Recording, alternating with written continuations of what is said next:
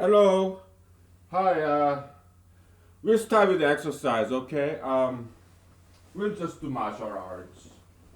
Um, I mean, I'm not that good at it, but I like doing it, and I many times I don't quite feel like doing it, but I force myself to do it, okay? Because martial arts is something very necessary for survival, your spiritual survival, because it strengthens you, okay?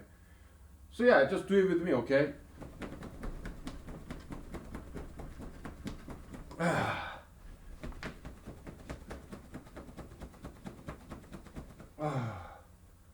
And you can do, you know,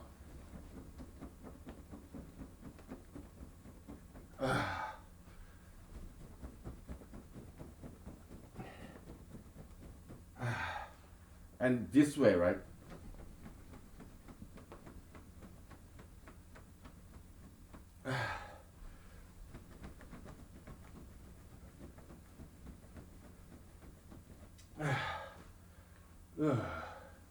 Or like this.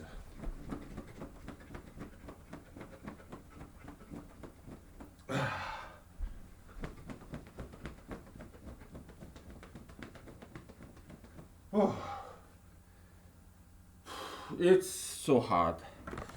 It gets hard so quickly. And maybe with some kicks, okay?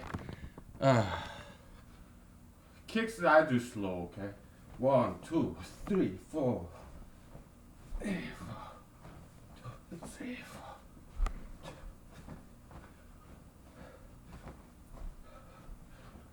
4. The other leg.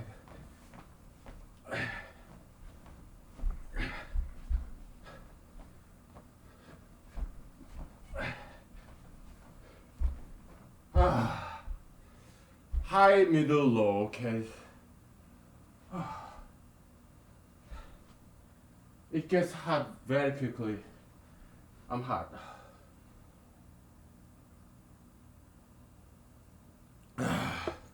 This is Sasuke. Okay. Same.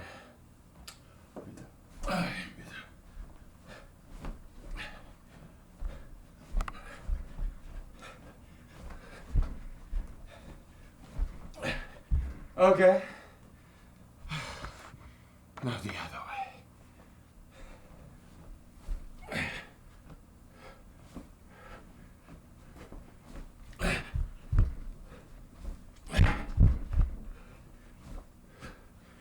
Okay.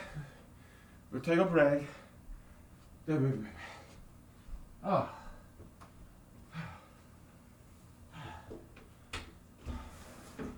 Oh. Oh, so hot.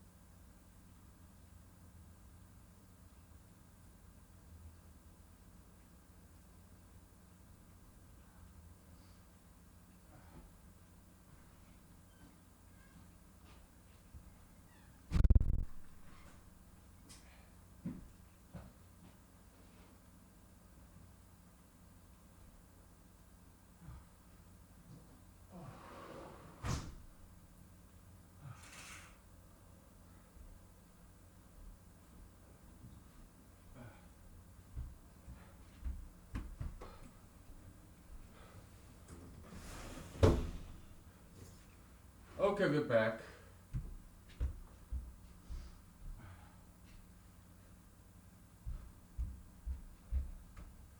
Yeah. Whew. That was a good workout, man. How long it? Look, it took like 5 minutes, right? Great workout in such a short period of time. So that's why I'm telling you. If you say, "Oh, exercise, what a waste of time," it's not. It's a, it's not just an investment. It's a survival. Exercise is necessary for survival. I'm serious. All right. We talk about stuff. Okay. We don't have to bring back. Bring the whiteboards. So I made some notes because I want to talk about many things and uh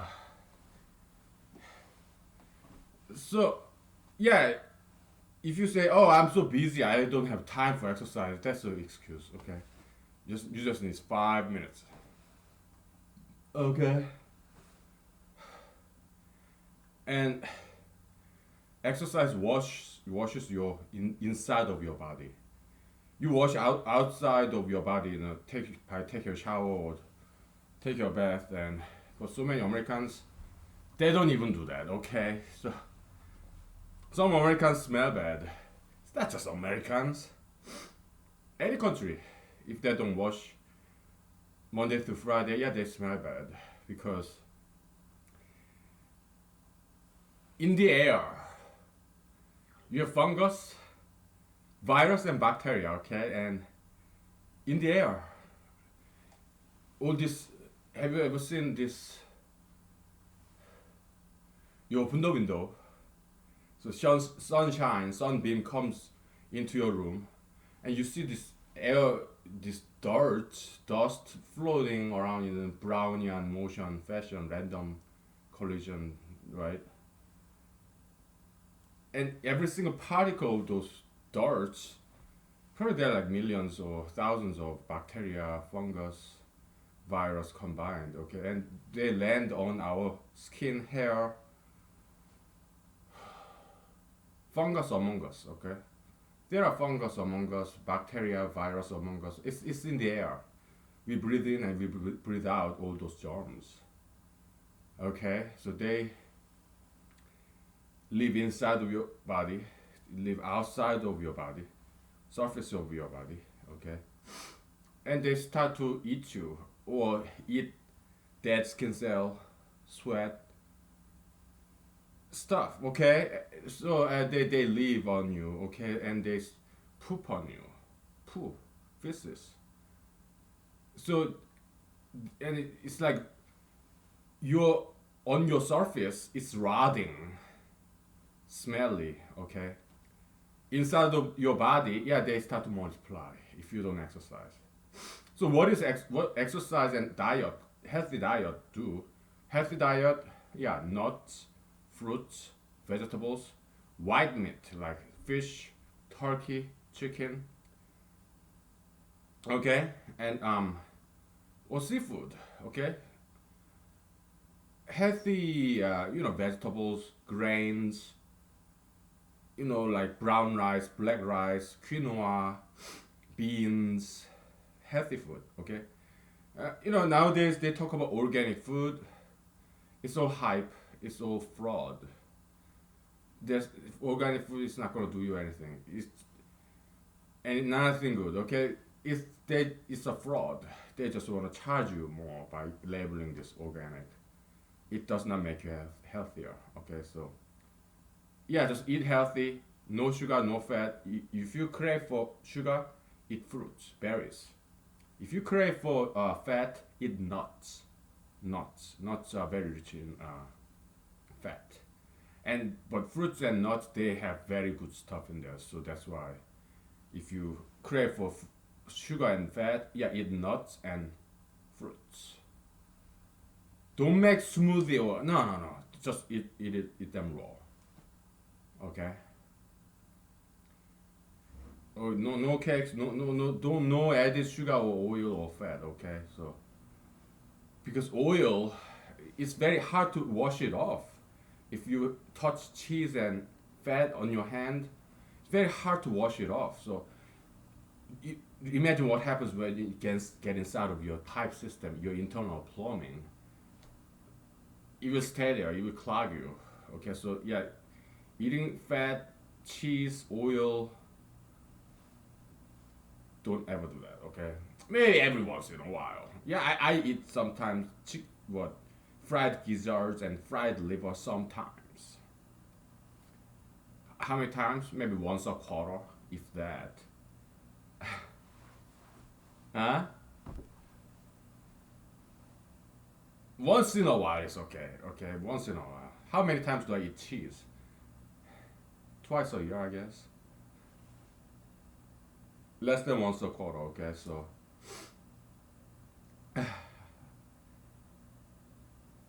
okay.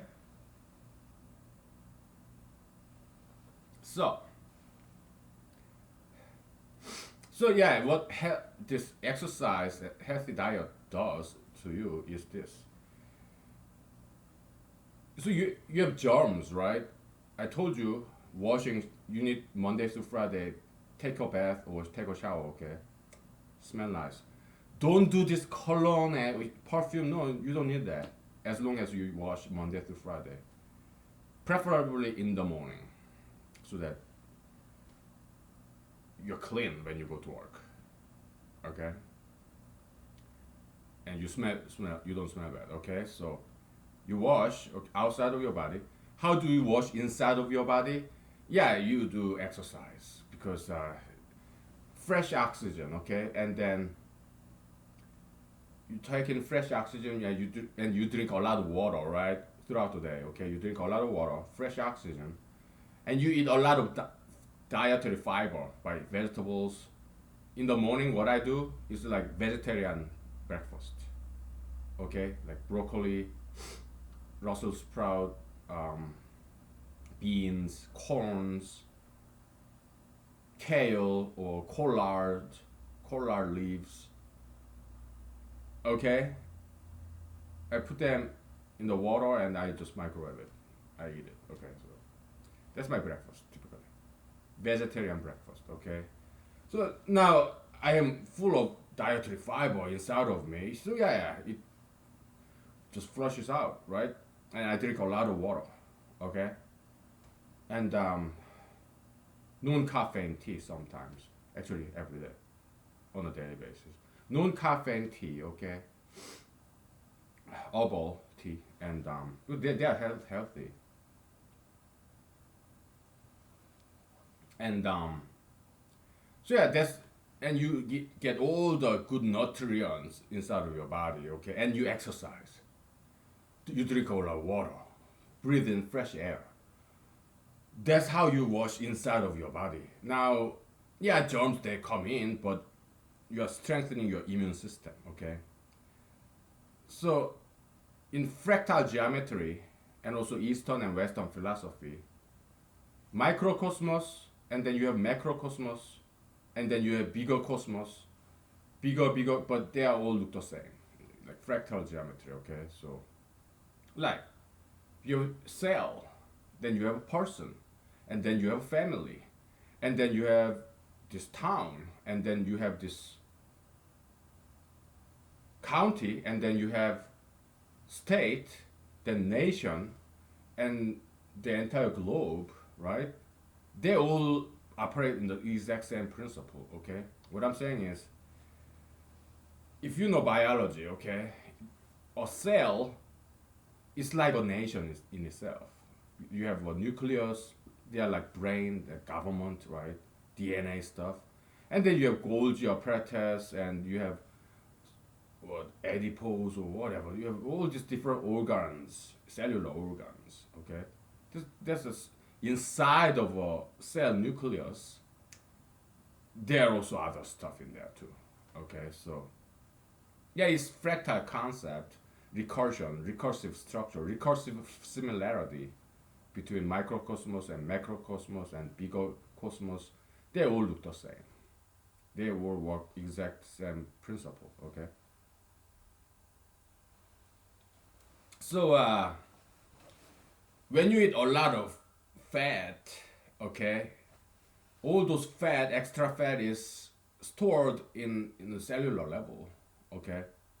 So now your cell, which is like a factory, a cell, human cell, inside of cell you have nucleus, you have DNA, division, multiplication, cell division, and you have cleanup crew, right? And all this, yeah, a single cell looks like an organization, like a company. Okay, you have cleanup crew, you have brain department, like headquarter, and then you have what marketing department, you have transportation department. Cell is like that. Okay,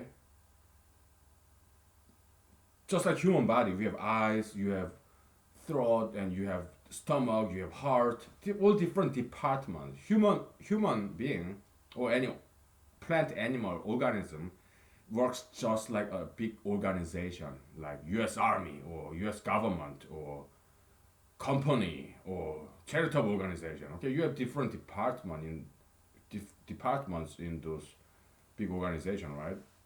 Human body is like that, and also a single cell in our human body is just like that.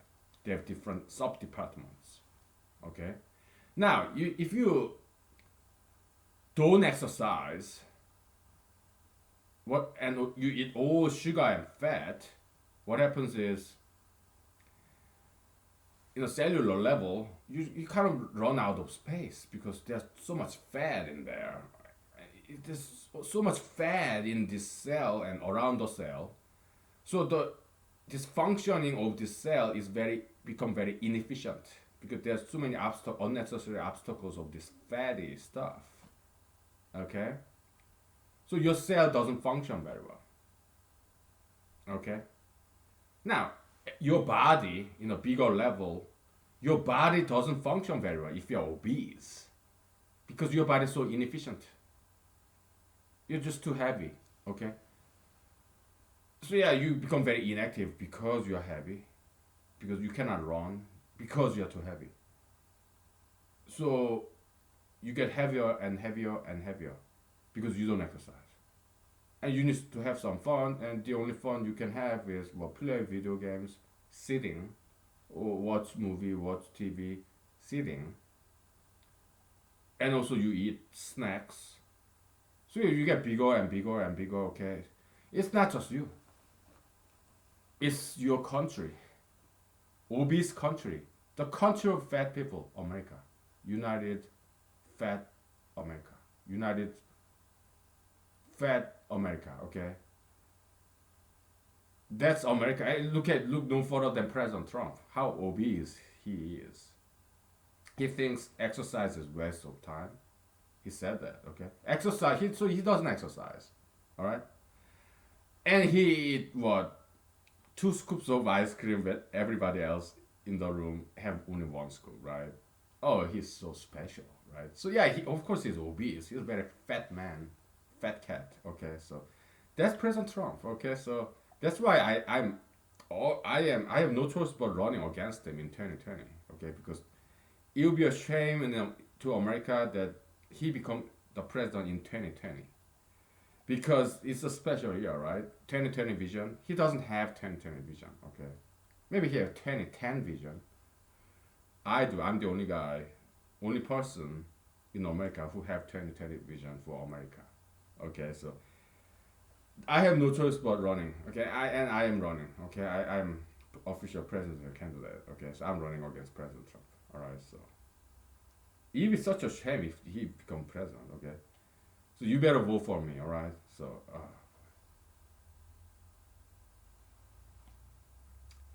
I mean, he still is better than everyone else except for me. Okay, I'm the only one who is better than President Trump. Okay, among all these candidates. So if he becomes the president again, it's not too bad. It's better than some other people becoming president, except for me. Okay, so I'm the best president, second best. The rest, garbage. All right, so okay. So what else? Let me look at my notes on the board.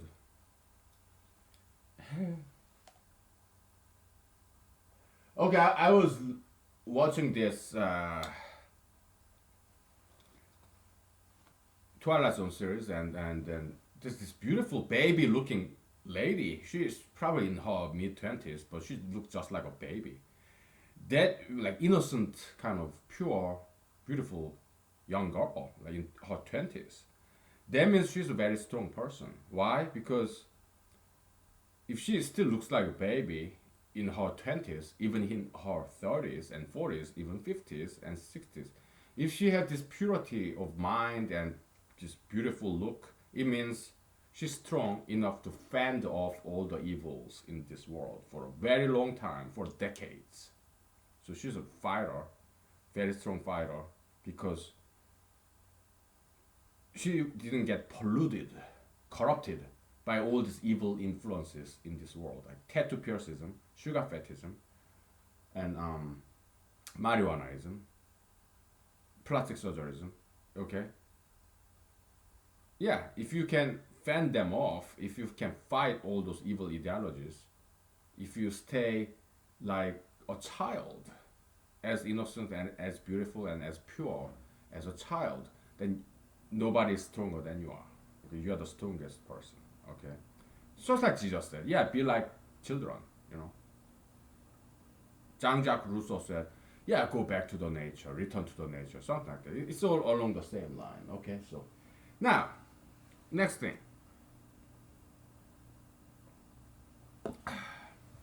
Some people think I'm gay. Okay, because what?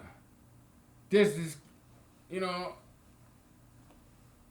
there was this TV show in 19, I mean, early 2000, probably around 2007 when I was in Los Angeles, I think. So early 2000, like 2005 maybe.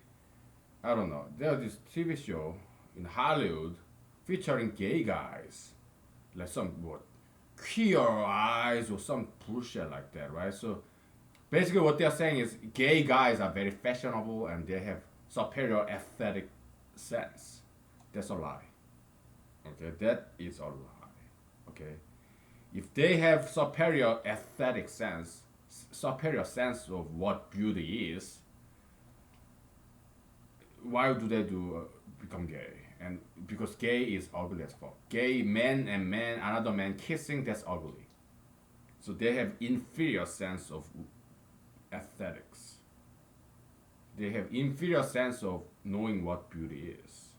Male gaze, okay? Because they do all these heinous, ugliest, abominable things like gay anal sex. That something beautiful? Inserting a man's penis into another man's anus, is that something beautiful? Huh? Is that something of superior aesthetic sense? No. So it's so garbage, okay? Me, I love color because I love art. To me, the way I dress myself is my artistic expression. I love colors, okay? When I was in law school, I had to go shop in women's department because I love colors and men's section doesn't have enough color that I would really like red pants, yellow pants. Men's section they don't have that. Once in a while they have it. It's very expensive. But if I go to women's section, oh yeah, they're affordable, colorful pants. So I put it on and then I look horrible. So you wanna make a lot of money? Yeah, be a fashion designer for men and make men's pants all this men's clothing very colorful, okay, and make it cheaper, make it affordable, okay. Just use different dye, different color of dye, and then I will buy your products, okay. And I think you succeed in that kind of fashion design value, okay. So I'm just giving you some idea, okay. So okay, all right. What else? Yeah, I injured my elbow a little bit. Okay, it's a little bit, but it'll get better. It's been a long time since I did martial arts, so and yeah, What else?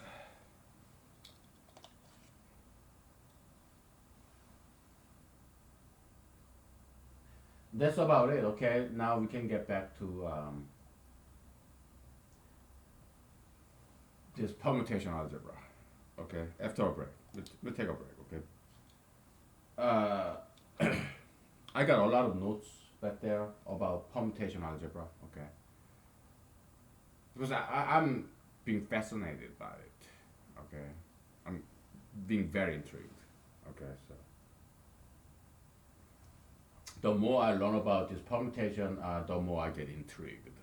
Okay, so I hope you enjoy. Okay, so we're gonna have some fun. Okay, with numbers, natural numbers. Okay, it's not some calculus or anything. It's a sequence of numbers. Okay, so finite. We are not dealing with the infinite. Okay, so yeah.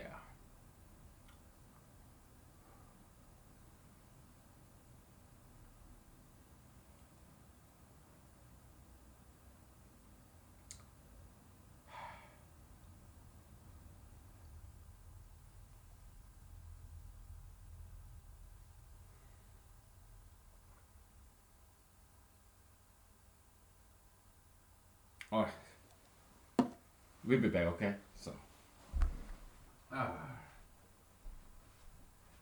okay.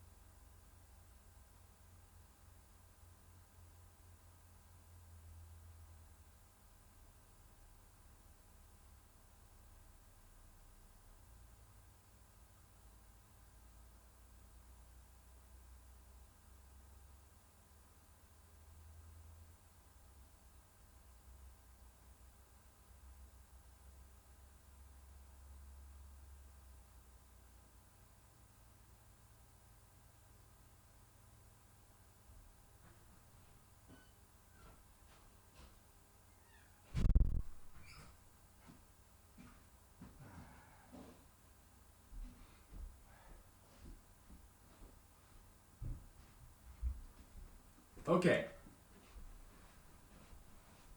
Yeah, well, I'm sorry if I'm not being a very good role model, but yeah, I get small injuries every now and then, okay?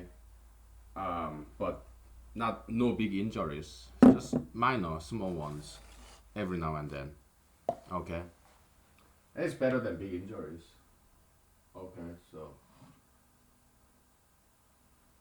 and yeah.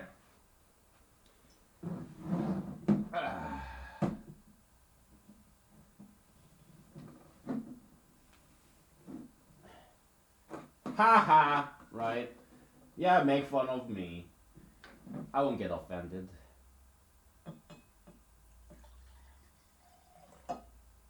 I talk about diode and I was preach about give a big lecture about diode and exercise, and I got injured doing martial arts exercise. Oh, what a shame. But I typically recover on the same day. Okay, so huh?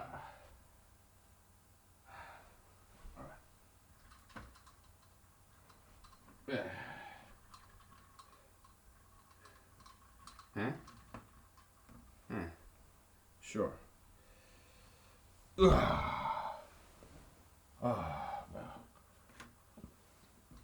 We gotta erase some of this.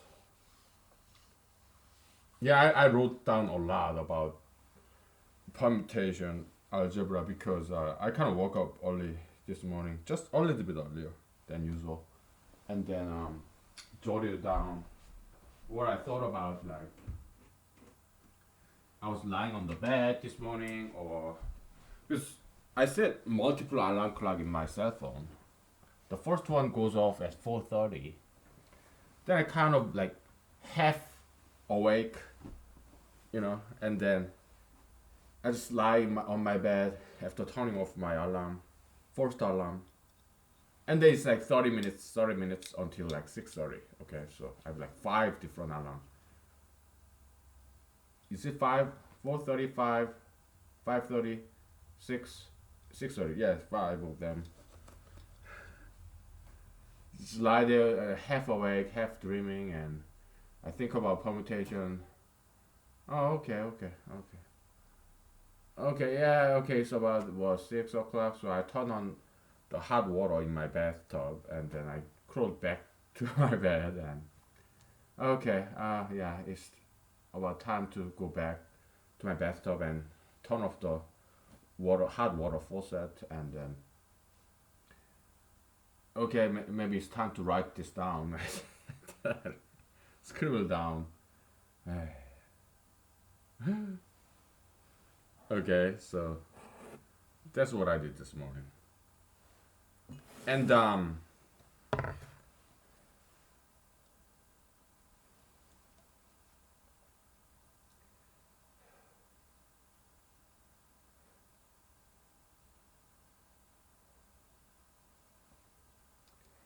so yeah, in the existing concept,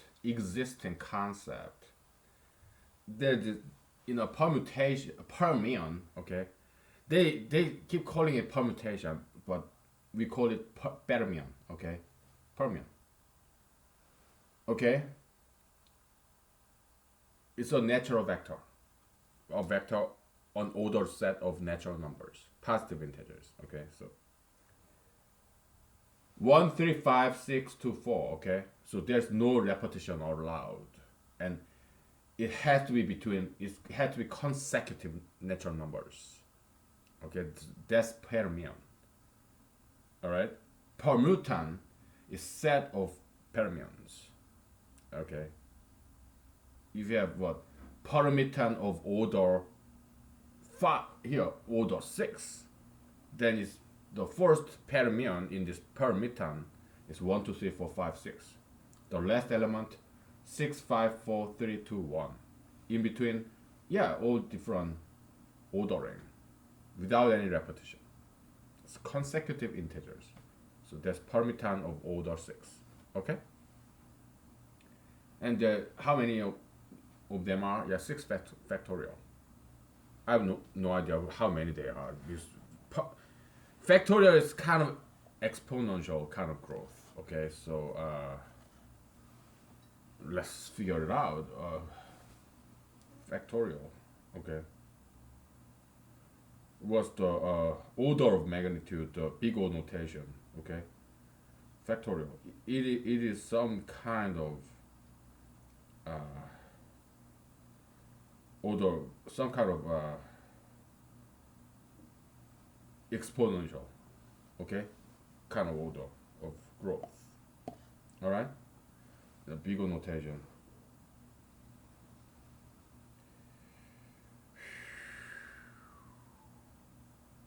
Rate of growth. Okay, so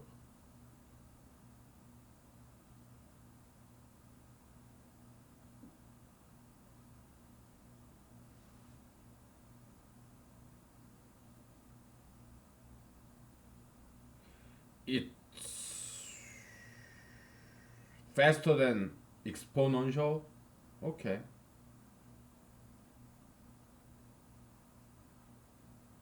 Okay.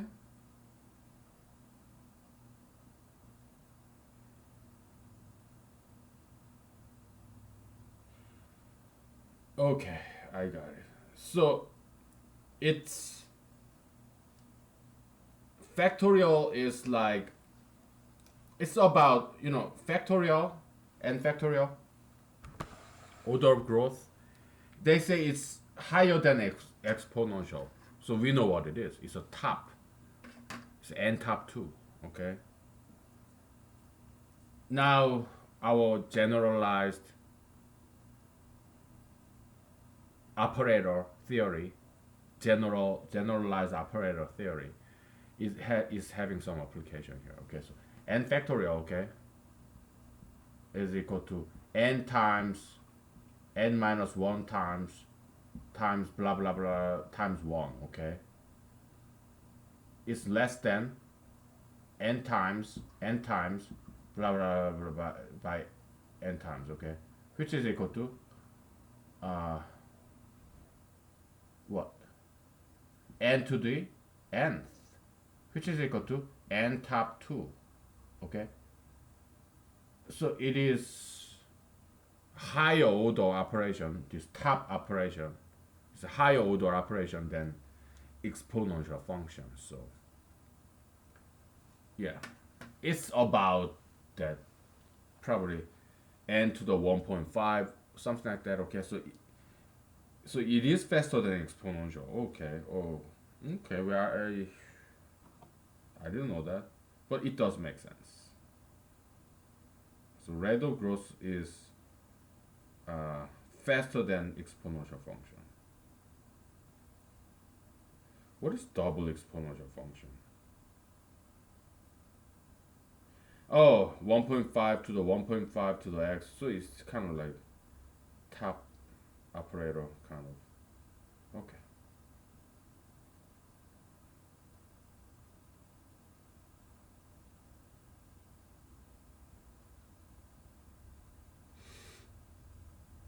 Okay, so you have tetraation. What is tetraation? I'm wondering if somebody already came up with this generalized operator concept. Um, Repeated exponentiation. Okay, okay. So that's what they call tetraation. Okay. So they already have something like that. Good. And they use n, a to the n of the left shoulder. Okay, okay. So they already have this. Good, good. I'm glad. It's called tetration. Yeah, I'm glad they have already have this. Very good, very good.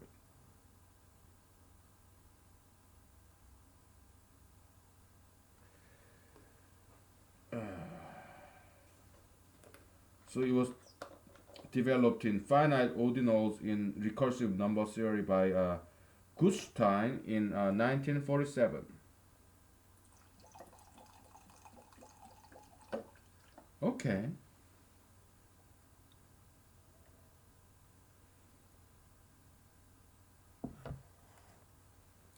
To use higher operation, Gustein's theorem.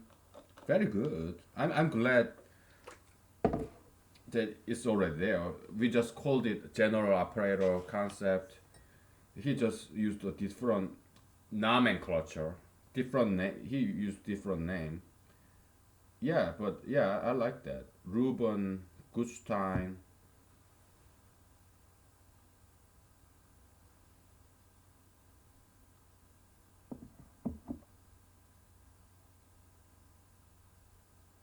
Okay.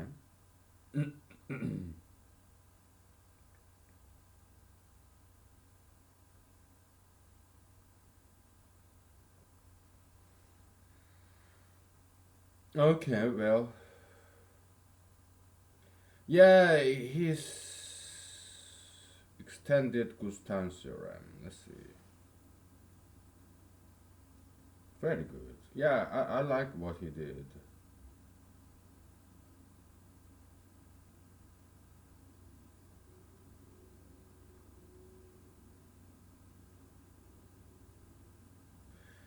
Yeah, maybe it's already done. That's totally fine. So that I don't have to do it myself if it's already done. So they can come as a relief, not as a disappointment. But the way I've seen so far, he isn't quite going in the direction that I took. Okay, so and then there's the hierarchy.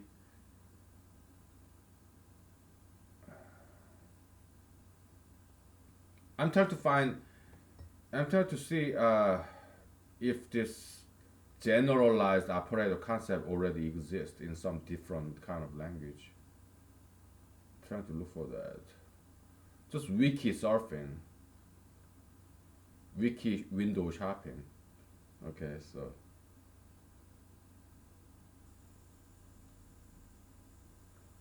who's this Ruben Gustein?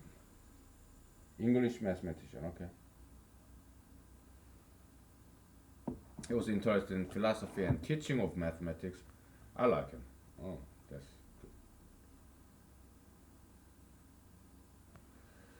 good. Okay. So that's that. Yeah. So okay, you have teteration, which is just go, which is the top operation. Do they go more than that? Mm. This Ackermann function.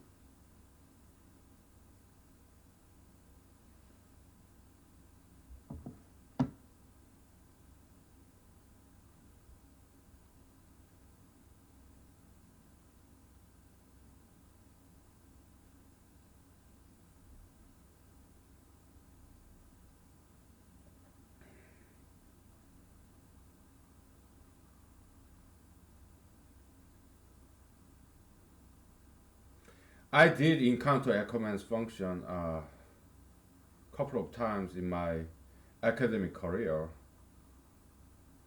when I was in computer science undergrad and also um, in graduate school. Because yeah, I did computational biology for 2 years in a PhD program, but I formally belong to computer science department. Okay, so yeah, I'm the name rings the bell. Okay, so but Ackermann's function or this other guys, what's the other guy's name? What Ruben? Only thing I can remember is Ruben because I love Ruben sandwich.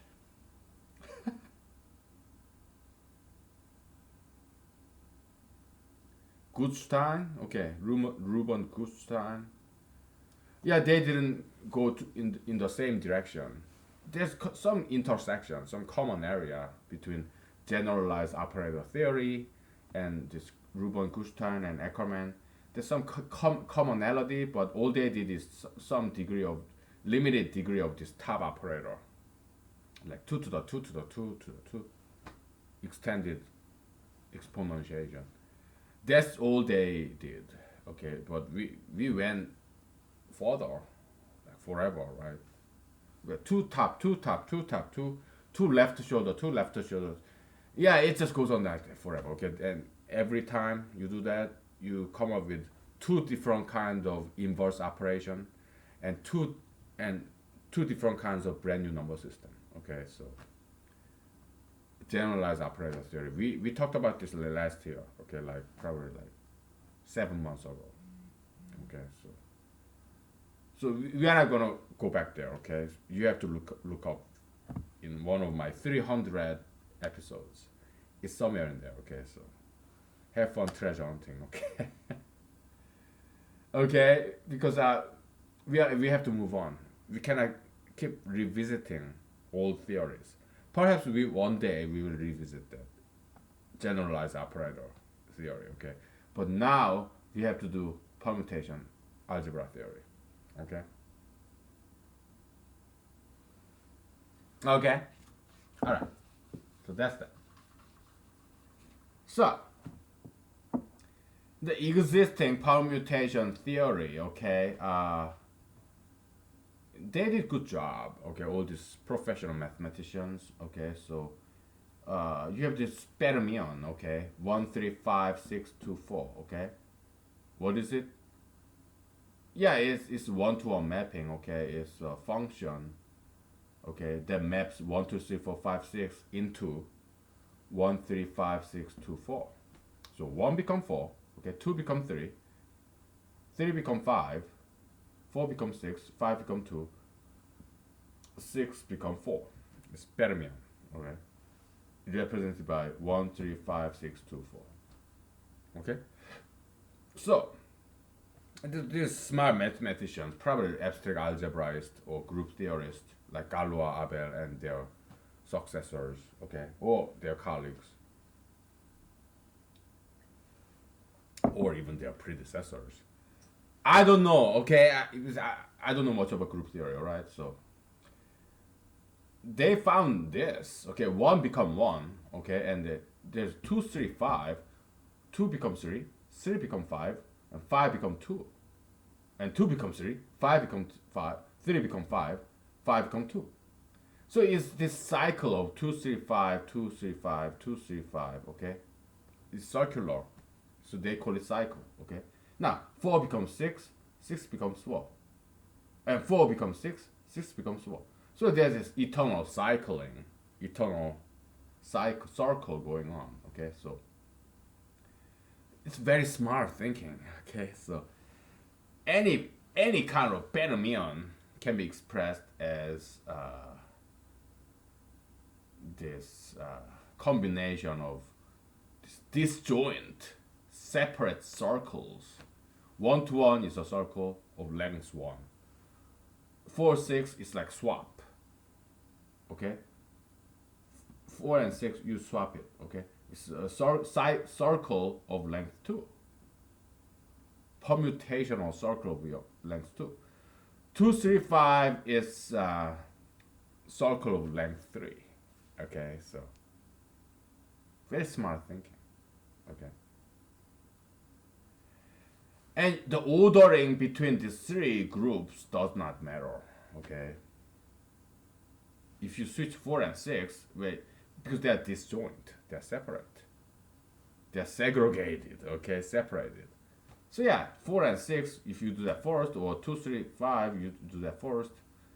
1 will stay the same, you do that first. It doesn't matter. So the ordering between these disjoint cycles does not matter. Okay, so and even between this is same as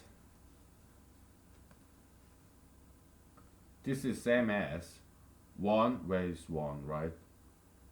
3, 5, 2 and 6, 4. Okay, as long as you just slide to the left or slide to the right, that is exactly the same thing. Okay, 3 become 5, 5 become 2, and 2 becomes 3. Okay, 6 become 4, 4 becomes 6. Yeah, as long as you just slide to the left or slide to the right, rotate to the counterclockwise, rotate clockwise, it does not matter. It's same thing. Okay, so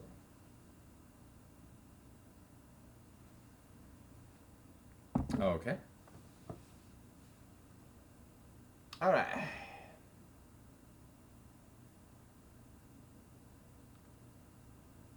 You're kind of lost, aren't you? I mean, unless you're very familiar with group theory and abstract algebra, you're very familiar with the pre-existing permutation theory. You probably have no idea what I'm talking about, right? And that was how I was. That was the, if you are confused now, if you are lost now, that's how I was like a month ago. That's why I didn't want to do this. Okay, it's too confusing. But I kept on reading about it, thinking about it, and then I got it. Okay, I know what they meant by this. Okay, so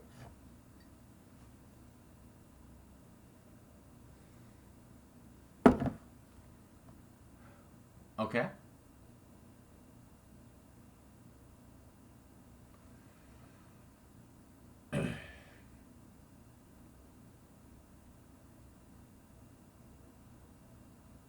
So let me break it down for you, because I know how it is to be lost in permutation theory. Okay, because I was there where you are now, perhaps. Okay, if you already know this, yeah, good for you. Okay, now I'm catching up to you because I didn't know this a month ago.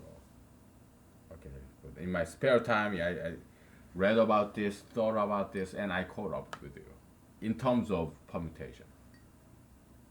I don't know Galois theory. I don't know group theory. I don't know abstract algebra. I just know just a little bit. Okay. Okay.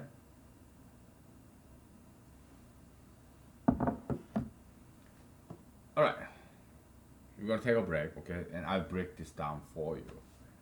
Okay. So. Okay. All right. Let's take a break. It's been an hour, so. Do you see how slow I drink my vodka?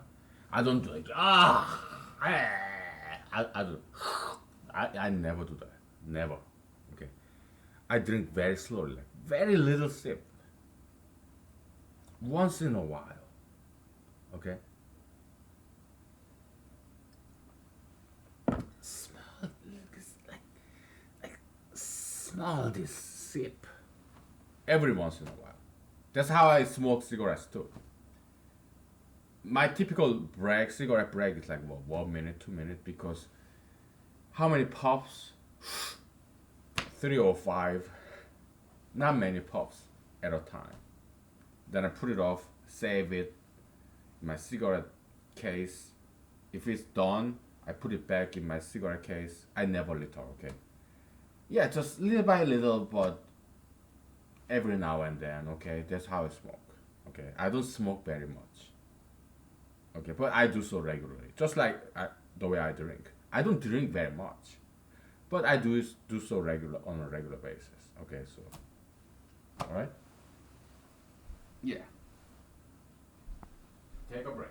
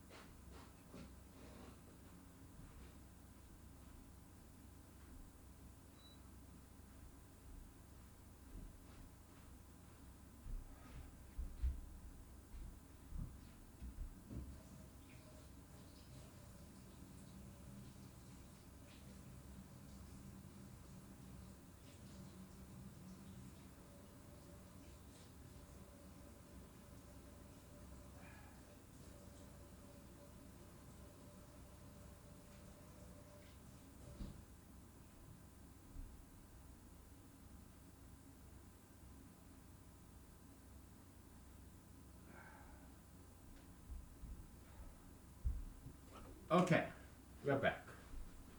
So I break this down for you because I know how it feels to be to get lost. Oh, get lost, man!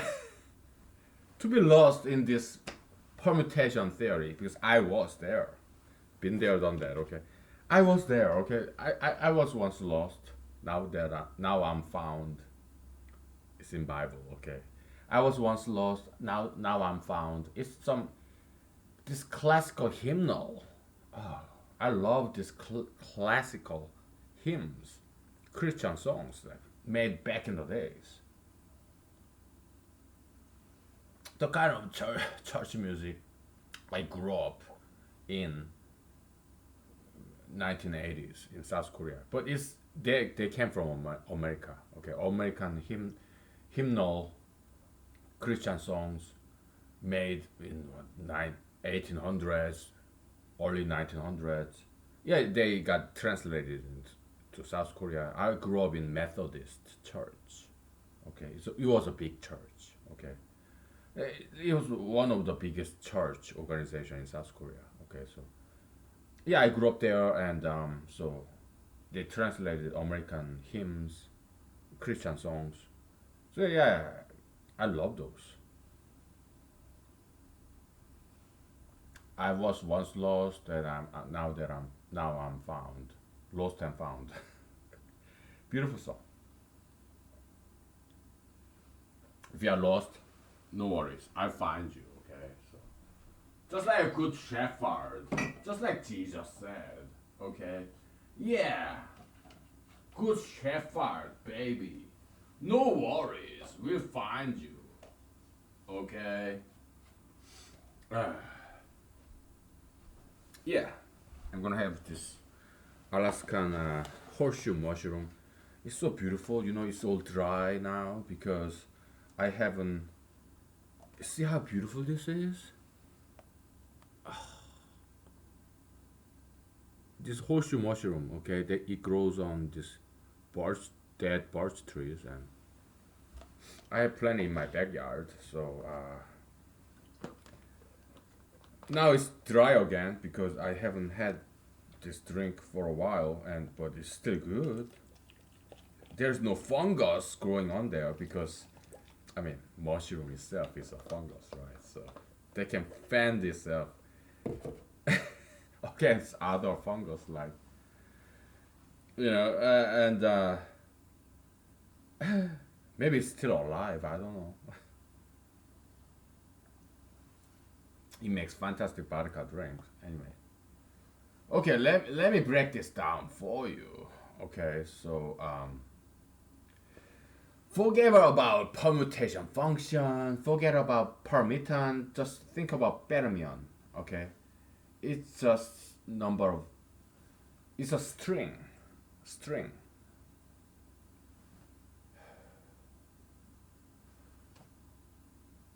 I told you I would break down for you, so we may have to switch the board then. Okay, because I need some big space, empty space. uh, oh well, all the other space, all my three boards is made up with all this permutation algebra stuff. So I have to use this limited space right here. Okay, so something new. I never had this left side of the whiteboard so close to me where I'm sitting. Something new. Okay, so but just for you, so that you don't, so that in order to make you understand, right? So ah boy,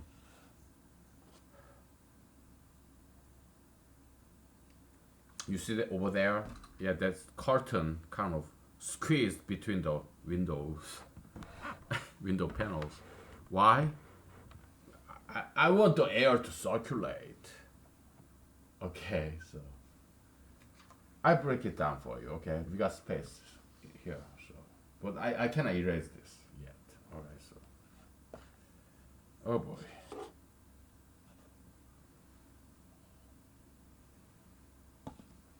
Okay.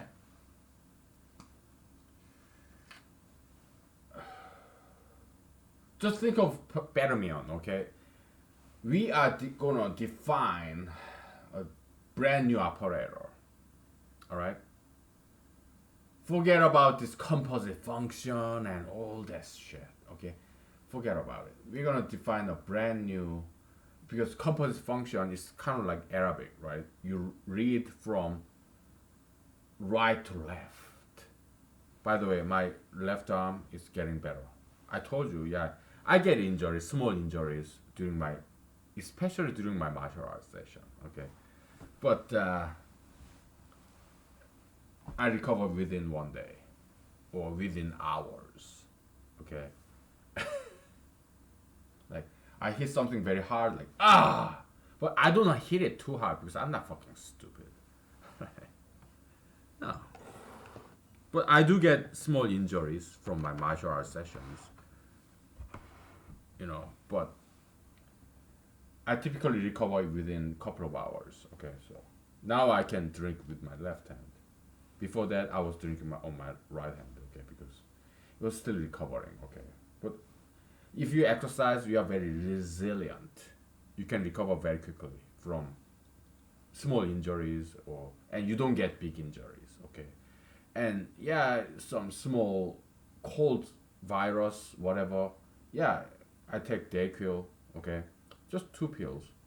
Yeah, I just get better within minutes, 10 minutes. Maybe it has some this placebo effect. Doesn't matter. Okay, because I exercise and I eat healthy. Okay, so my body is very efficient. Okay, my cells are efficient. Yeah, this immune system, repair system in your body, if you know things about physiology and just basic biology, you have these mechanisms. When you get injured, yeah, there's this repairing mechanism. Okay, when you get a disease, yeah, there's this immune system mechanism. Even when you get a cancer, small local cancer, you have this anti-cancer mechanism. Okay, if you eat healthy and if you do regular exercise, drink a lot of water, run, yeah, then if your body is so efficient in repairing and fighting against all these injuries or diseases, yeah, you recover very quickly. Okay, so that's why you have to eat healthy, drink a lot of water, and exercise. Okay, okay. It will be funny if I get a lung cancer and die early. Oh yeah, you preach about diet and exercise and you die in 50 years old or 65 years old with lung cancer. Ha ha! Loser. You are the disproof. You are the counterexample of your own theory. Tobacco alcoholism plus diet exercisism. You made that theory and you are the counterexample to disprove your own theory. Ha ha! Sucks to be you. Yeah, it may happen that way. I don't care. I'm doing mathematics, okay? So politics, religion, they are taking backseats, okay? Even humanology is taking backseat because we are doing pure mathematics here, okay? I just want to have fun. I want to be happy. Don't you want to be happy? I always say, okay, what days of the week today is? Is it Thursday? Yeah, happy Thursday, okay? Do you want to be happy or unhappy? Do you want to be healthy or unhealthy? Do you want to be beautiful or ugly? Do you want to be fit or fat? Hmm? Do you want to be clean or dirty? Do you want to be straight or gay? Okay? It's up to you, okay? Because it's your life. It's God-given free will. Even if I become the president one day, in preferably 2021 January, I will never deprive your freedom to be wrong. Okay? I will never try to make a law that forbids gayism or tattoo piercism or sugar fetism. Like, will I do something like gay tax, sugar tax, fat tax? No, I'm not gonna do it. Okay, because it's God-given freedom, God-given free will. What did God do? He created this tree of knowledge.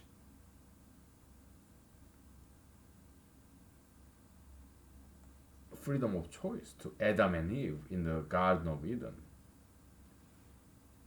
He created this choice between good and evil. He gave this freedom of choice to Adam and Eve to eat this fruit or not. There was no fence or wall around this forbidden tree.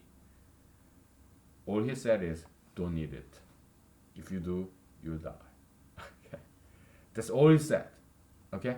So yeah, I will never deprive you of God-given free will. America is the country of liberty, freedom. Okay, I will never try to deprive that from you. All I'm gonna do is to tell you, don't do it. If you do, you will be very unhappy. Okay, so okay. So yeah, it's about 7 o'clock now. Okay, so let's get back to mathematics. Okay, so all right. So you have deck of cards. Okay, forget about clover, spade, diamond, heart. Forget about that. Just think about numbers. Okay. You have deck of cards. It's not. You have 3 cards. Okay. One. This color is running out. So how about this guy? 1 is better. 2 and 3. You have 3 cards. Okay. There's no diamond, clover, spade, heart. Okay, it's just number. 3 cards, 1 to 3. Okay. So we represent this as 1 to 3. Okay. Okay. Now we are not going to talk about this word composition of function then, because it's kind of we are not used to it. It's like Arabic. Okay, so we have to read from right to left. It's too difficult. Okay, so let's come up with a brand new convention, brand new operator. Okay,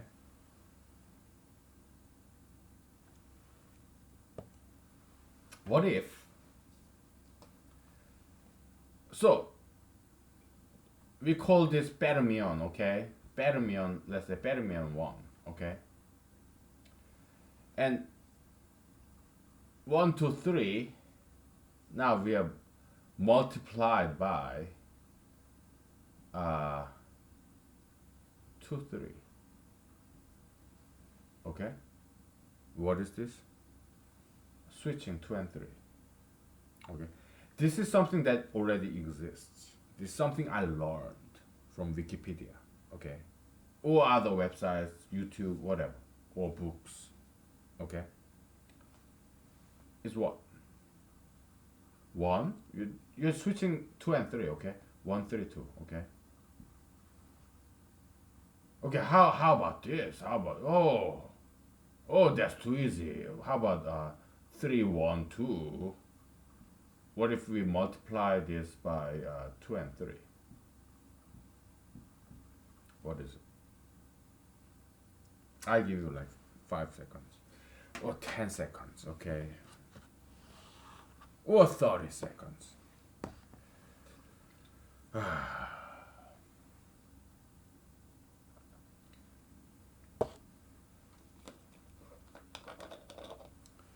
I also like education. Okay, because I'm educating myself, I'm educating you, and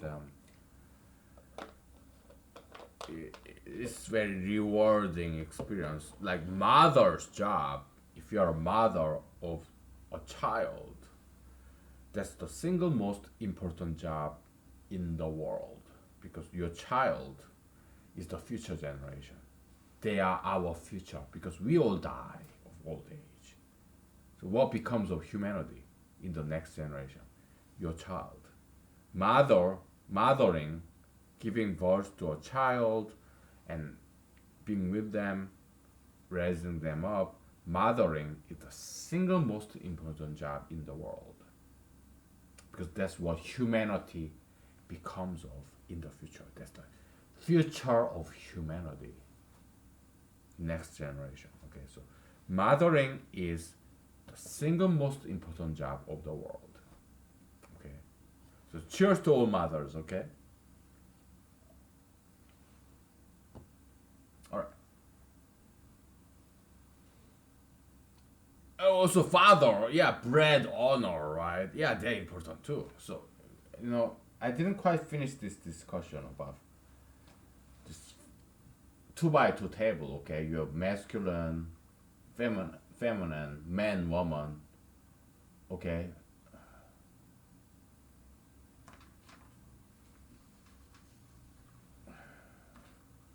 you have masculine guys, a masculine quality and feminine quality, and that's more metaphysical dimension.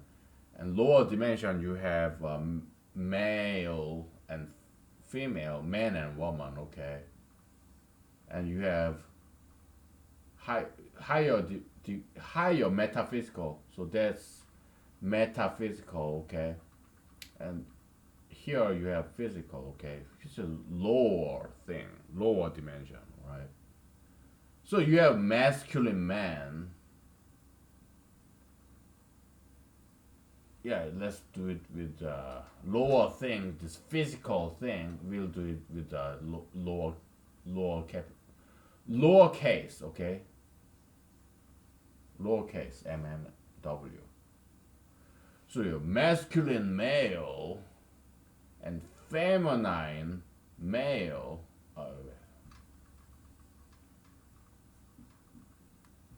Again, we expressly exclude LGBT here.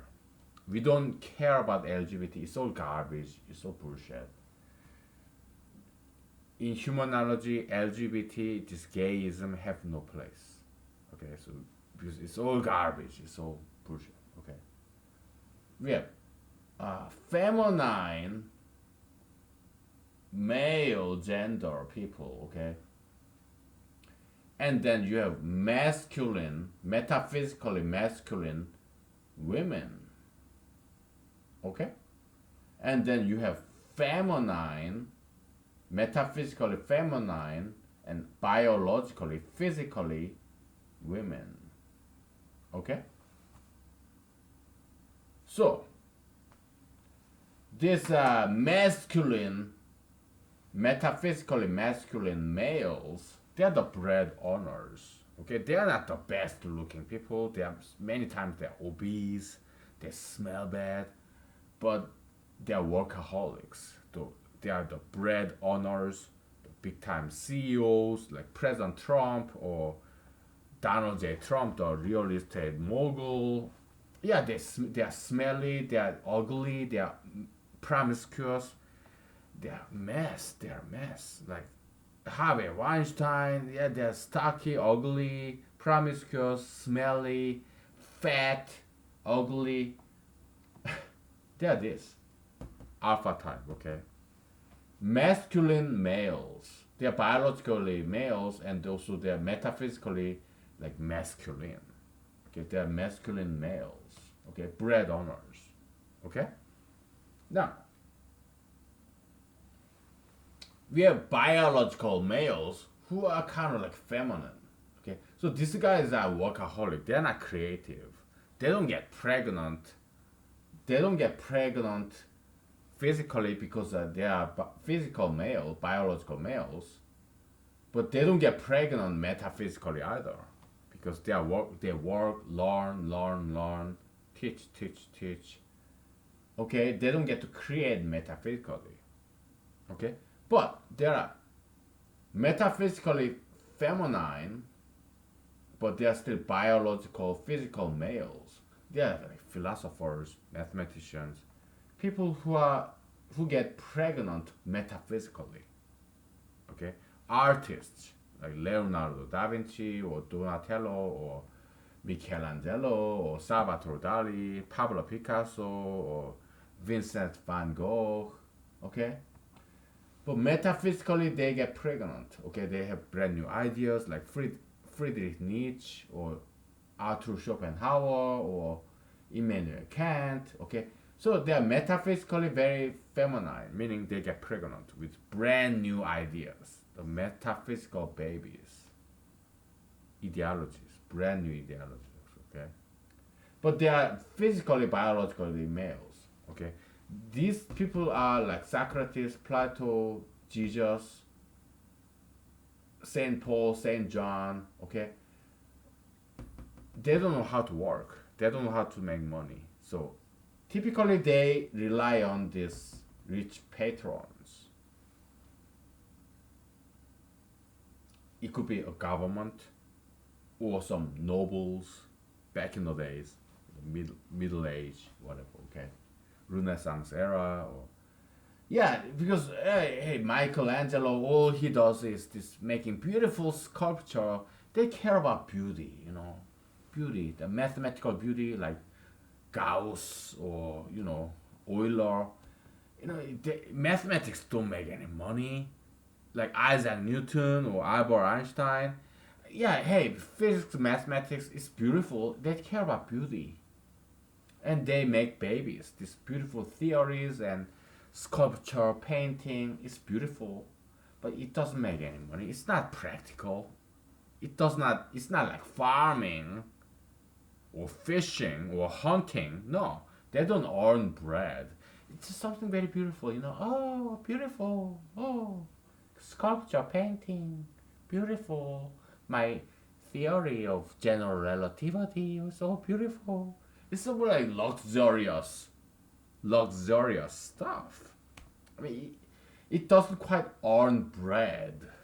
It's not like plumbing or carpentry or electrician or car mechanic. Those things are farming, fishing, hunting. That's those are the essentials, physical essentials that we need to survive every day. Okay, but this metaphysical female and biological male, like Albert Einstein, Isaac Newton, or Euler, or Newton, or Leonardo da Vinci, or Michelangelo, Donatello, Salvatore Dali, Pablo Picasso, Vincent van Gogh, they all care about this toy, this beautiful thing. They give birth to this beautiful sculpture, painting, theories, mathematical, physics. It's all luxury, okay? So metaphysically, they are very, very like women. They love luxuries, okay? Like earrings, necklace, bracelet, ankle bracelet, this bonnet, this head, female head, skirt, stockings, high heels, shoes. They're beautiful, but they're not practical. Okay? They're beautiful. They're arts. But they're not practical. Skirts, brazier or earrings, necklace, bracelet, ring, ankle bracelet. It's not practical thing. But it's something very beautiful. So, yeah, just the theory of general relativity by Albert Einstein or Isaac Newton's calculus or Galileo's what does all the earth revolve around the sun? Who gives a fuck? Does it give me money? If the earth orbit rotate around the sun, or the sun rotate around the earth. Who gives a fuck? It doesn't give me a penny or money. So it doesn't have any practical worth. It means nothing to me. If all I care is about, is all I care about is survival. It's all luxury, luxury. It's beautiful, but we don't quite need that to survive, and that's what distinguishes animals and man. That's what distinguishes we humans from animals. Civilization, okay? It's all about luxury. This extra stuff we don't quite need for daily survival. Okay, and they were all funded by some rich patrons. These people who work and work, workaholics who are rich because all they do is work and work. They may be obese, they may be ugly, they may be promiscuous, immoral, but they are rich. Okay, and they fund these guys. They give them money. Big government or some patrons. Okay, it's one thing to think about. Okay, so everybody working together, loving each other, division of labor. Okay, that's what it is. Okay, cheers to that. Okay, I need you to learn history. Okay, so I'm teaching you something I know. Okay, we're gonna take a break and we'll do the other half about women. Okay, so take a break. Okay. We Asians, looks, good looks, it's not our strongest part because I don't look very good, do I? Okay, I look like some kind of gremlin. Yeah, yeah, blacks, whites, Middle Easterns, Indians, they are very beautiful people, but Asians, we are the good looks is not the strongest point, in Asian. I've seen beautiful girls, Asian girls, beautiful, I mean, handsome Asian men. Yeah, I've seen them, okay, but me, yeah, I just try, okay, so we'll be back, okay, so. Alright, take 5. No homework assignment, okay, so just take 5.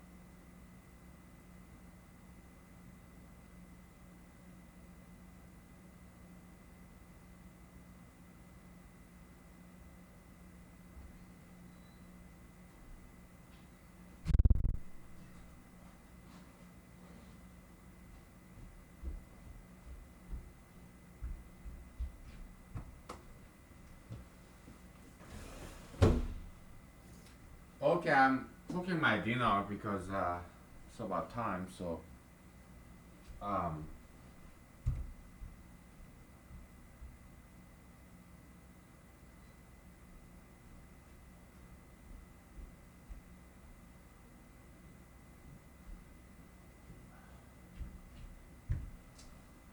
um, I just recall that I started talking about this movie in 2000s, probably in 2010,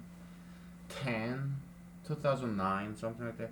This Born Identity, with Matt Damon and yeah, just I like that movie because when it first came out, this Born Identity, I was like, Matt Damon, oh, he was Harvard, he went to Harvard, and so fuck that, I don't like all this elitist. And later I learned that oh he dropped out of Harvard. Okay, so what? Okay, yeah, Facebook guy, Mike Zuckerberg, yeah, he dropped out of Harvard. What this Microsoft guy? What Bill Gates? He dropped out of Harvard. Bill Gates, he was like quite recently, about 2 years ago, I think. Right now it's 2019. Okay, he said, "Oh, we should start taxing robots." What? I think he's like, "Oh, you just want to try to get some media attention because you're kind of fading out. You're kind of retiree, you know. So you want to rejuvenate your media attention. That's why you're saying this stupid shit, right? Taxing the robots. You tax robots.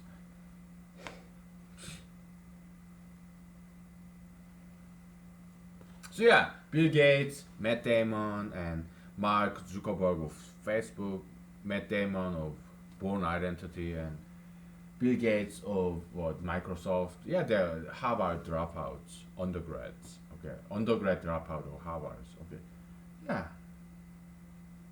and they made big contributions. But Born Identity, I was like, no, I don't want to watch that movie. It's popular now. Back in what 2010, 9, whatever. I don't care. Yeah, I don't want to watch this movie. I was back then. I was living in Los Angeles, trying to be a try to be an actor, full time computer programmer, part time actor. Okay, actor wannabe. Okay, in Los Angeles, California, and then the neighborhood I lived in, Sherman Oaks, Encino, and North Hollywood. They are all in San Fernando Valley. Okay, the east side of the Santa Monica Mountain. I drew your map once of Los Angeles, California. I lived there for 3 years. Okay. Yeah, the Santa Monica Mountain dividing the San Fernando Valley and the east. On the west, you have Los Angeles downtown. You have Santa Monica Beach, South LA, and West LA, and Hollywood. Okay, that's all the east side of Santa Monica Mountain. Okay, on the west side on the ocean front. Okay, west side of Santa Monica Mountain Range. You have Hollywood, Los Angeles downtown. You have Malibu. You have Santa Monica Beach. That's the west on the ocean side of the Santa Monica Mountain Range. On the east side, you have San Fernando Valley. You have Studio City. You have Sherman Oaks. You have Encino. You have North Hollywood, that they call NoHo. Trying to sound like Soho in Manhattan. Okay, so yeah, that's where poor actors and actresses live. Okay, kind of ghetto. But Studio City, Sherman Oaks, Encino, and also they have some rich neighborhood up north. Okay, like I forgot the names. Okay, Agora Hills and some other parts like Hacienda Heights or something. Okay, so there's some fancy neighborhoods there where big time producers have these mansions. I've been to one. Okay, because I was doing acting. Okay, so I was fortunate enough to get this role by a student filmmaker with some connection. Okay, so we did some filming there. Okay, so beautiful, beautiful artistic mansions and houses on top of the hill. I appreciate that because they're artists. Okay, so just like we told, okay, we said, yeah, art, rich people funding arts, like how many of you can afford the newest model of Corvette, Chevy Corvette? Not many. I can't. But yeah, there's some people who buy that shit. And they're rich people who fund these automotive designers, the modern day Leonardo da Vinci's. Okay? So you have to appreciate that, okay? I'm not rich myself. Okay? I just barely make my ends meet. But I appreciate people who are different from me, rich people, okay, and people who get funded by rich people, okay. Yeah, so yeah, they are cool, okay. So and then why are we talking about Hollywood? I have no idea.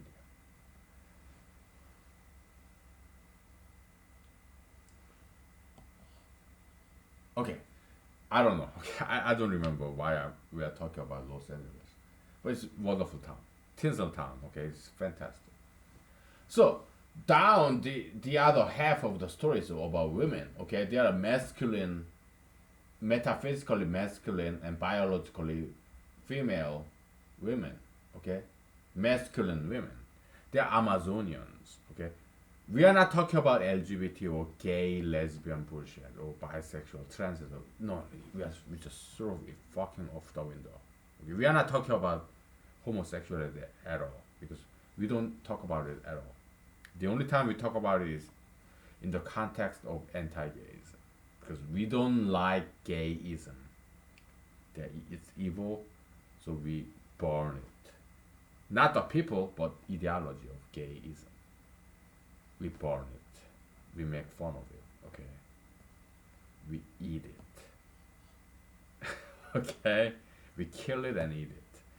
Ideology, not people. Okay. Ideology. Right. So who are these masculine females? Yeah, they are the females who are not very attractive. Okay. But are they beautiful in some other ways? Yes. They are great workers. They pay attention to details. They are multitaskers. Just like a great good mothers and grandmothers. Multitaskers.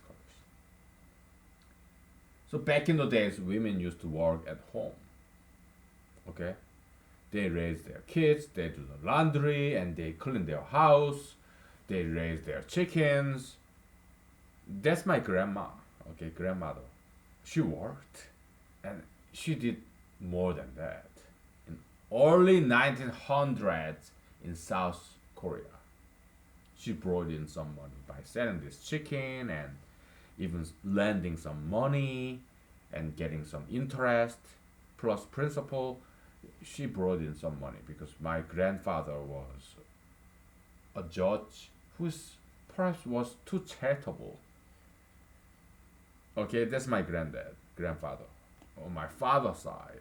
Okay, so yeah, he was a local small judge in South Korea. Okay, it was not Seoul. No, it's a southern province, south west. They call it Cholla, Cholla Namdo.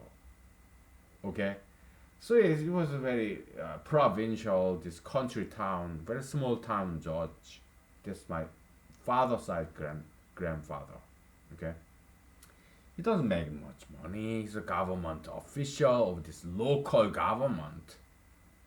Okay, county level probably. Okay, and then he loved to help out these poor people in South Korea in this country town. It was not a big city. No, it's a small country town. So he was very well educated. He went to the best school in South Korea. Okay, and also the best law school in South Korea back in early 1900s. Okay, that's my father's side grandfather. Okay, I will tell you about my grandparents in maternal mother side too later. Okay, so he was not making any money. He would just help out poor people. So he's not quite bringing much money. Okay, so my grandmother, who gave birth to 8 children, my uncles and aunts, and my dad. So she had to work and bring in some money to feed these 8 children throughout the Japanese colonization period in, you know, 1920s, 1930s, and throughout Korean War period in 1950s. They lived through that. Okay, raising 8 children, my uncles, my aunts, and my dad. Okay, so it was tough life. Okay, and fortunately, thank God, I was babysitted by this grandmother, my father's mother. Okay, so one of the best blessings that I had in my life. Great honor and privilege. She was not rich. My grandfather was not rich, but they were very strong fighters. So I inherited that. Okay? My grandmother, father's side. So I was very, very close to her. Because my mom, my dad, they both worked. Okay, they are strong people too. They both worked full time. Okay. My dad, economist, research institution or government institution or professor. My mom, small business manager. Okay. Like employees, how many employees did she have? 2, 3, 4, 5. Okay, small business. Okay. She was the manager of that small business. Korean pottery, like, Korean China porcelain. Okay, this porcelain cups, bowls, jars. Yeah, porcelain, like mud.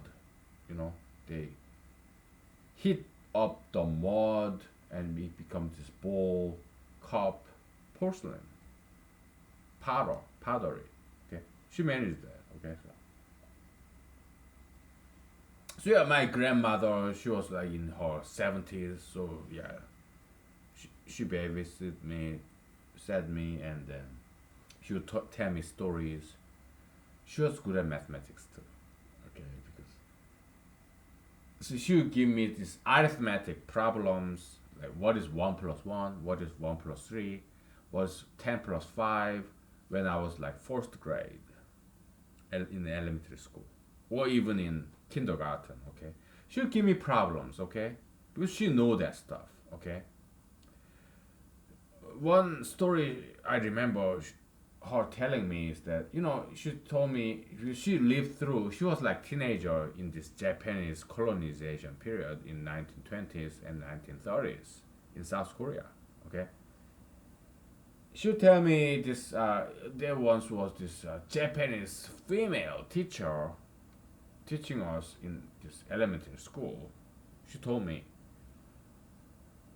she was very stricter, like strictler, very disciplinary, disciplinary, ordinary, disciplinary, extraordinary. Okay, so this Japanese woman who came to South Korea to teach this Korean elementary school kids. So my grandmother was in that class, so she remembered. Oh yeah, she was very strict. This Japanese woman, but she told us mathematics and whatnot. And yeah, she was very harsh. This Japanese woman, Japanese elementary school teacher, probably bilingual, who came to South Korea and taught my grandmother about mathematics. Okay, so yeah, she was very harsh, but Yeah, I learned some good things from her. Mathematics. Okay. Something like this. She would tell me all these ancient stories, okay? The kind of things that she experienced, my grandmother experienced as a teenager. Okay. So, yeah, so Japan, yeah, South Koreans, we don't like Japan very much, okay? But they did some good stuff to South Korea, okay? So um, they kind of modernize Korea, South Korea, okay? So let's give Japanese due credits for that. Let's give them due credit. Yeah, they did some horrible stuff. They would kidnap South Koreans and turn them into sex slaves and whatnot. They did horrible stuff. They killed many South Korean resistance. Okay, but there's one guy in South Korea called An Jung Kun, Mr. An. Okay, he assassinated Japanese emperor during this colonization era. In South Korea, he's a national hero. He to Japan, he's a terrorist. Okay, so terrorism is kind of relative thing. Okay, South Korea, this Mr. An Chung Kun is a national hero even today. He's in this stamp, postage stamp. Okay, because he assassinated, he murdered, killed a Japanese emperor in early 1900s. Okay, because Japanese people, they just came to Korea and colonized us. Okay, so yeah, I mean, our ancestors in South Korea, I mean, my ancestors in South, biological ancestors in South Korea, they resisted that colonization and they wanted their freedom, independence.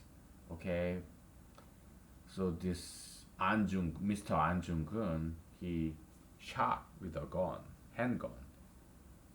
Okay, this Japanese emperor. So he became a national hero. Of course, he died in prison.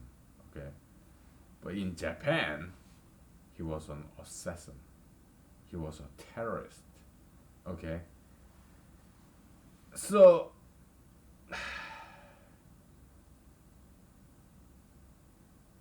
this terrorism versus heroism is very relative concept. Okay, I need you to understand this. Okay, I know it's some very controversial thing to say here in America. I recognize that. Okay, because we had, I mean, I'm an American citizen. Okay, does my loyalty lies in America or South Korea? You may question me. Well, is it, if I have to choose between America and South Korea, what which country should I choose? You may ask, which country would I choose?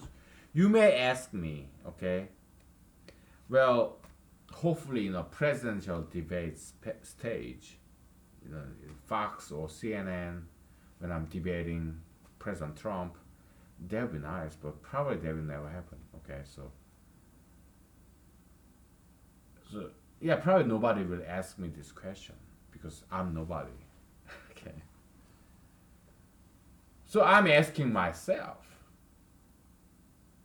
okay, if I have to choose between America and South Korea, which one do I choose? Okay, nobody's asking me this question because I'm nobody. Okay, so I'm asking myself, right? And my answer is this. Okay, if you have mother and father, okay, which one do you love more? Maybe you are a man, you are a boy. Maybe you love your mother more, but you won't say that, right? If you're a girl, maybe you love your father more, but you're not gonna say that. Okay. So America and South Korea, they're like my mother and father, whatever. Okay. So you are asking me to who do I love more? My mother, my mom, my father, my dad, and you know what? I'm not under oath. This is not court of law, so I don't have to answer your question. I can exercise my Fifth Amendment right, my right to silence. Okay, my right against self-incrimination. Oh yeah, then you're admitting that you are more loyal to South Korea, aren't you? Because you saying you're exercising this silence right, fifth of taking the fifth. Yeah, you already answered me. You already answered my question. Yeah, you love South Korea more than America, don't you? Hmm? No, no. Okay, you want me to. You don't want me to be silent. You want me to give you some kind of answer. Okay, fine. I'll give it to you. America and South Korea. Okay, I don't give a fuck of either country. Either country. Okay. The only thing I care about is to do the right thing. All right. To whom? For the people, not to me. I want to do the right thing. What's the best for the people in America, in South Korea, and in the world? And guess what? They are not two opposing forces. They are one of the same, right? Because we human beings on Earth, we are all in this together.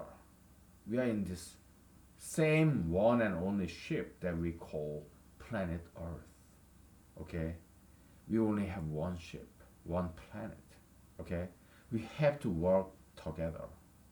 It's not about South Korea versus America or America versus Russians. Do I love Russia more than America?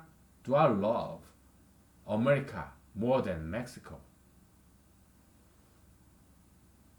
My answer to you is that I love them all equally. Okay? I happen to be born in America. That's how I got American citizenship.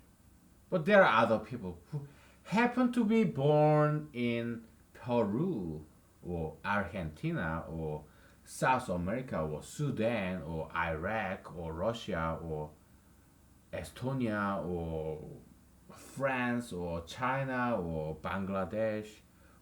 They don't get to choose the country they are born into. Okay, that's why we are all equal. Okay, we are all. Well, I'm sorry to be kind of religious, but well, hey, it's a free country, America, right?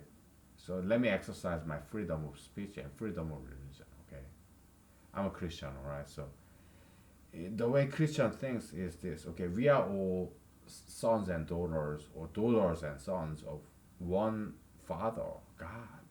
Okay, so monotheism. Okay, that's what we believe in, right? So you have to understand this. We should not fight each other, divide.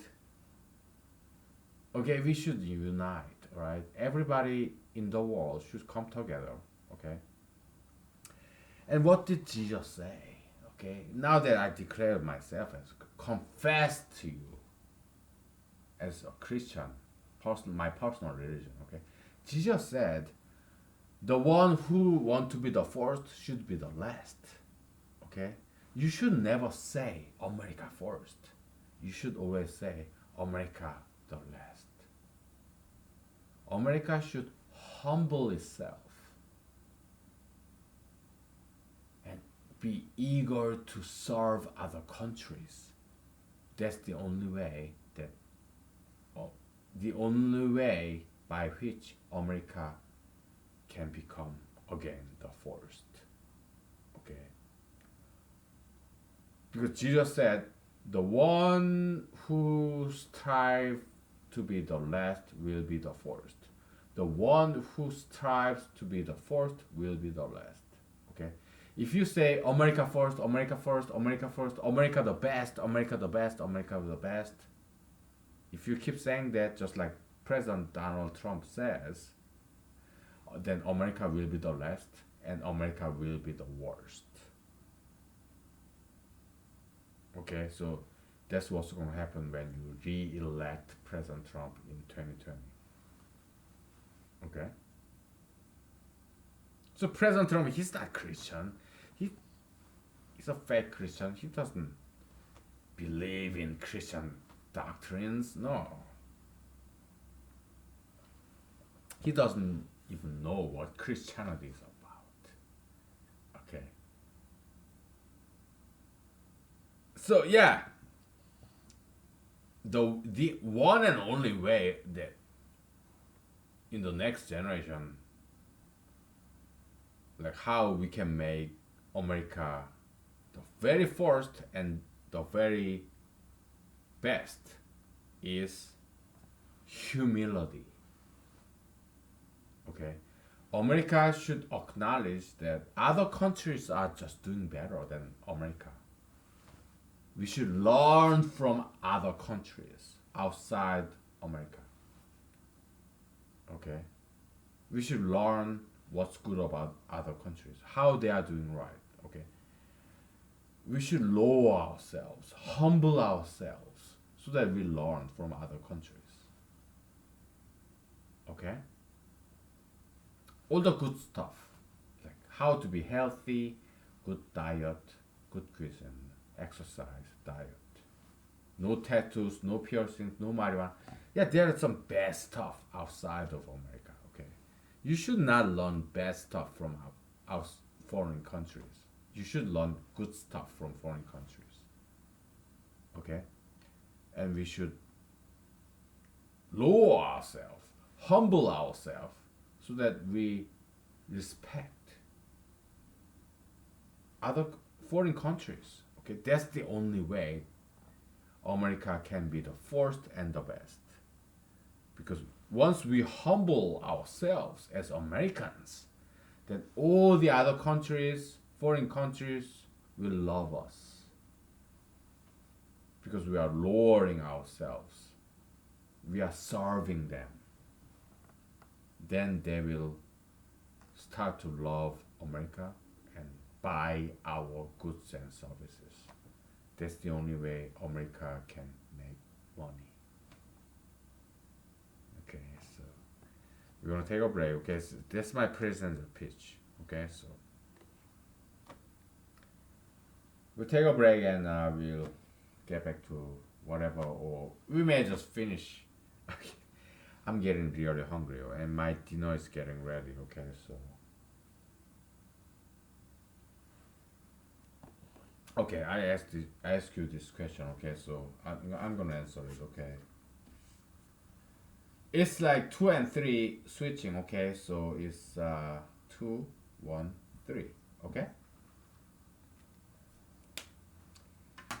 take a break, and we may get back to this permutation theory, permutation algebra theory, or we may call it a day because I'm getting so hungry, and we'll see. Okay.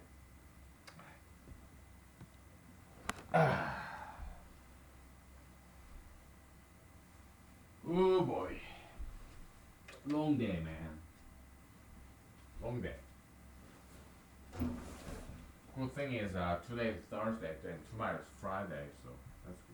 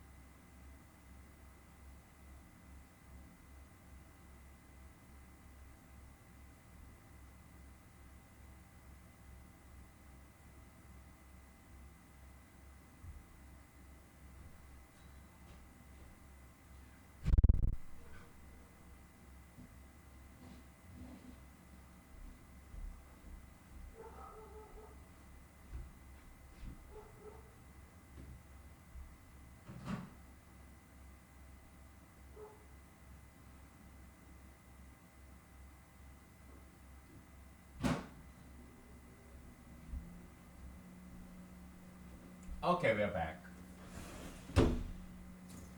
I guess I kind of recovered from my fatigue. Oh boy. So it's like I'm running out of space right here. Oh boy.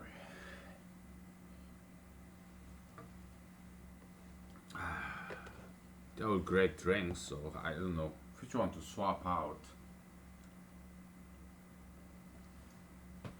Oh well.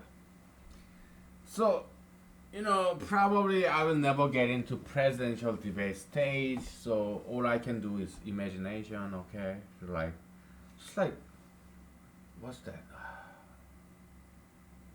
Temptation. Da da da da da. Motown. Okay, Michigan, Detroit, Michigan, Motown. Da da da da da da da da da da da da da. And then it's just my imagination. Well, from me, it's my imagination. Away. Oh, magical song. Imagination by A Temptation is not Motown, by the way. Is it? Do I have to look up? Yeah. The Temptation. They may be in Motown, they may be not. Probably they are. Earth, Wind and Fire, they are not Motown. Okay, they are Eastern Coast or Western Coast. I'm not sure. But I think Temptation is Motown. Okay, so just my imagination, because they also saying your father was what, Rolling Stone. Wherever he let it have was his home. Then he died alone.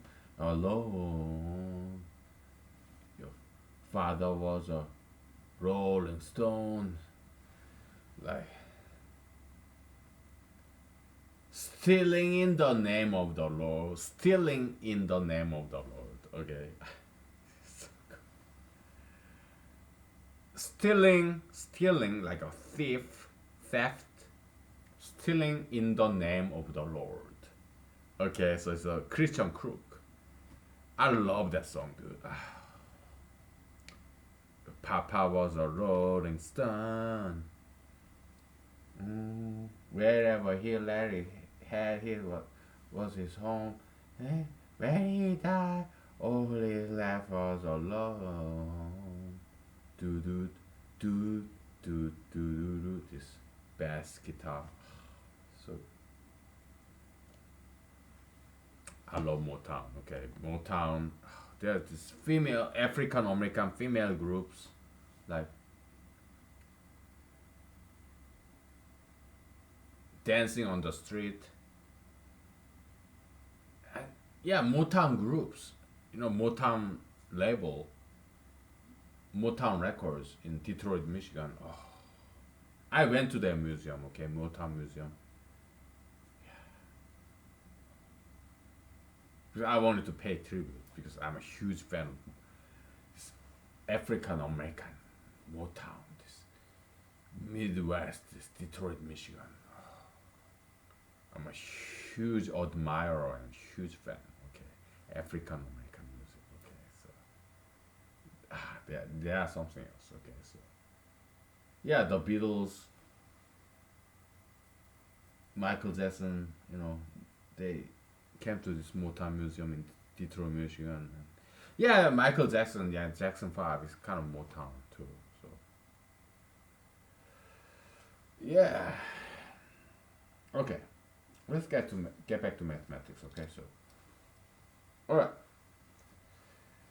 Okay, so we have this old school. Okay, by the way, my right arm is like 100% recovered by now. Okay, I told you, it only take a couple of hours when I get small injury from martial art. Okay, or some other workout routine. Okay, so all right, so 312. Okay, is a fermion, which is a order set of natural numbers. It's a natural vectors. natural vector. Okay, so we define this old school this x, okay, multiplication operator, okay, and it's not from right to left, it's from left to right, okay, so it's easier for us, okay, because we are English speakers, okay, so yeah, you do that. What does this mean? Yeah, you switch in 2 and 3, okay, so 2 and 3, yeah, 2 1 3, okay, so that's that. It's something already exists in this permutation theory, something I learned, okay. Now,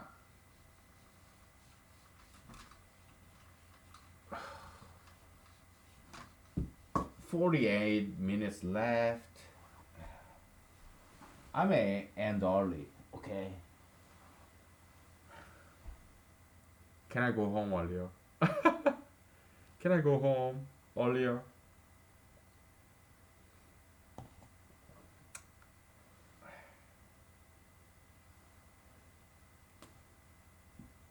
Oh, it's too light. Okay, how about I gotta pick some other pen. What this guy is orange. Okay, it's good enough. Okay. Okay. Let's say you have 1, 2, 3, 4. Okay? Multiply by, I mean, traditional x, okay? Multiplication x.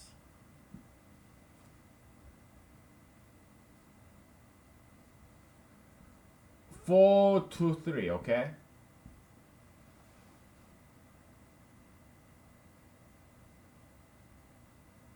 What does this mean? Is this 4 become 2, and you have to understand this, okay? It's important. This is a fermion, and this guy is not a fermion. Why? Fermion contains the full set from 1 to 4, but this guy, we'll call it, we have to come up with a brand new nomenclature. Neologism, brand new name. We have to, because it's something new. Okay, so we'll call this guy, how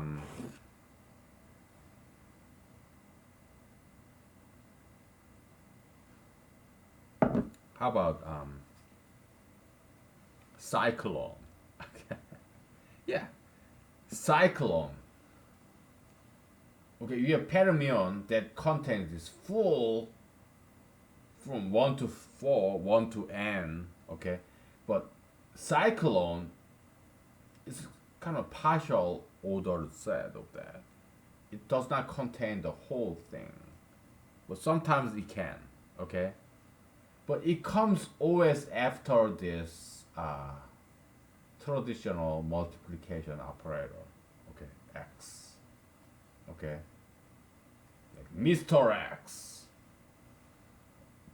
okay. So anything after this Mr. X, you can have more and more. Anything after Mr. X is a cyclone. Cyclone, okay. Cyclone. Cyclone, okay. You can have multiple cyclones, okay. Cyclones, but the very first thing is always fermion pi. It contains the full set, even if this one cyclone happen to contain all the 4 numbers or n numbers, just because it comes after this x operator, it's a cyclone. Okay, it's not fermion. All right. So I'm going to take a picture of this and we'll continue, okay?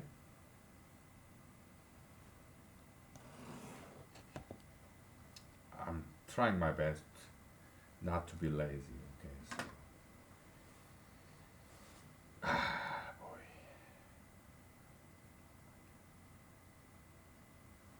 I'm going to take a picture of this.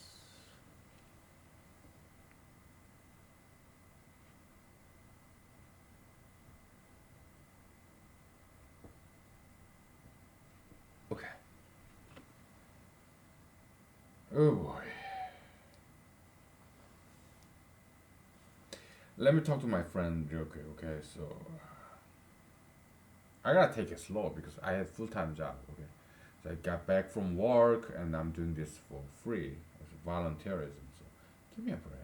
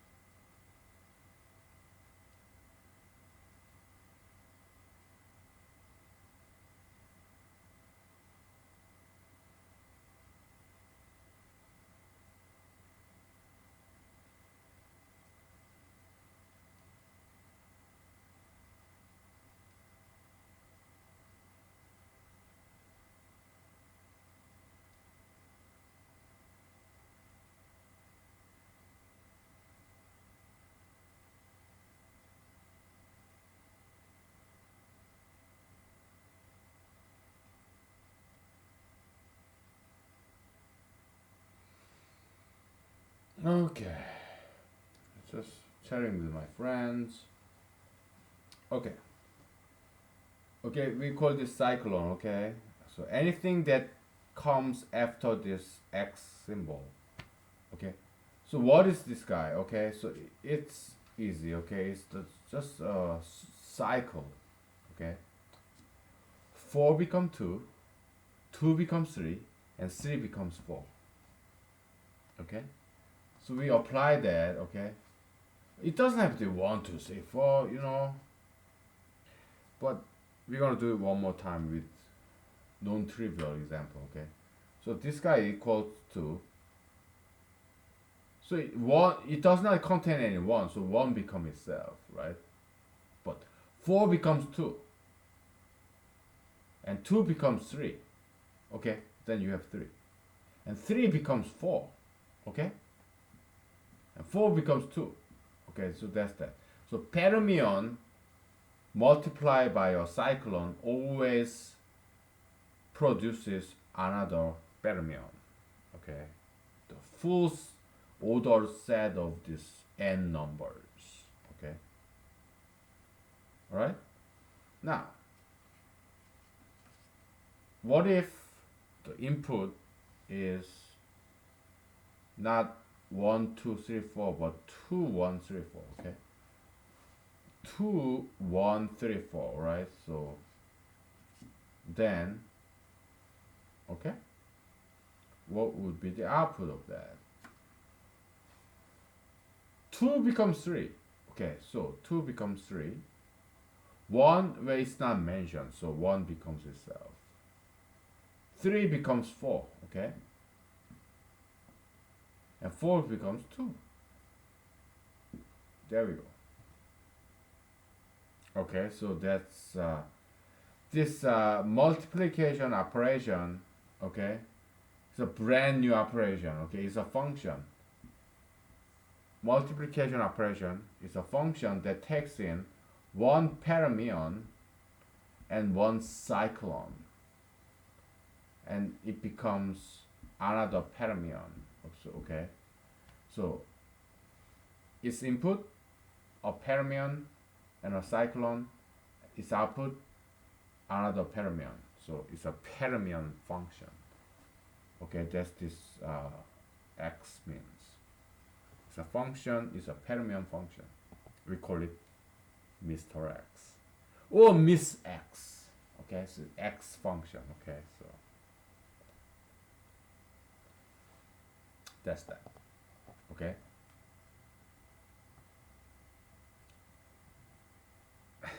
I'm gonna take a picture of this and I'll give you some easier example. Okay, so we have a lot of time now. We have 40 minutes. So let's take a break, okay? Because I gotta pee.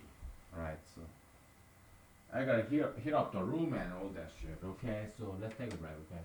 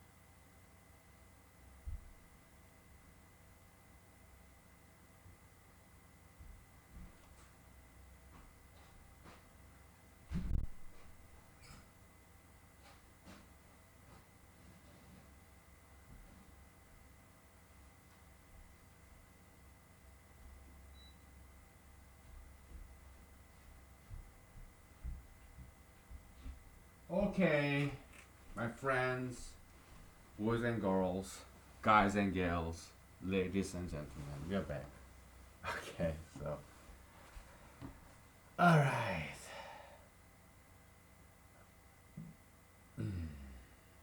Ugh. So yeah, you don't have to worry about this permutation function or permutant, okay? Just think about this deck of cards, okay? With just numbers. There's no spade, there's no nothing, okay? Just deck of cards with numbers, okay? 1, 2, 3, 4, or 1, 2, 3, whatever, okay? And 4, 2, 3 is like, it comes after this X, Mr. X operator, okay? So it's like, it's translated 4 becomes 2, 2 becomes 3, and 3 becomes 4, okay? That's it. It's something that already exists, something I learned from Wikipedia, okay, and other sources. It's already exists in permutation theory, and we are just formalizing it because they were not being mathematically rigorous because they're so busy. I'm godsent, I gotta write down, okay, just intuition, inspiration. So they didn't quite do this mathematically rigorous definition like this. Okay, so we are doing that. We are cleaning up their dirty works. Oh, we are cleaning up after our predecessors. Okay, our bosses. Okay, so that's that. So a function. Okay, did I take a picture of this? Yeah, let me take another picture of this. Or let me look up. Let me see if I took a picture of this, okay?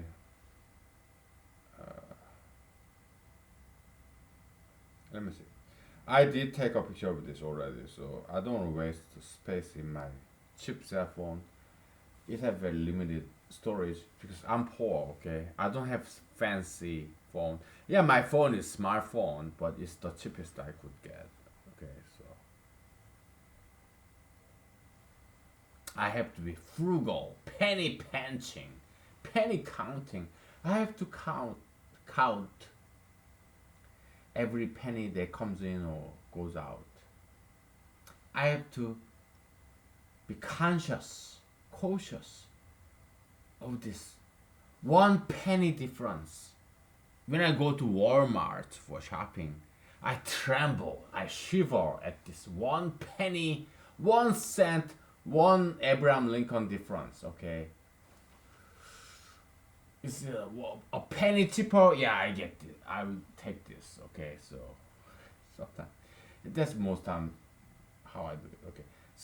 So you remember Cardano? This what he was a doctor in Italy, and yeah, there's this Tartaglia guy. Cardano, he's interesting figure. Okay, because he was a doctor, medical doctor in Italy, in this what seven 1700s or 1600s. Okay, so but he's an amateur mathematician.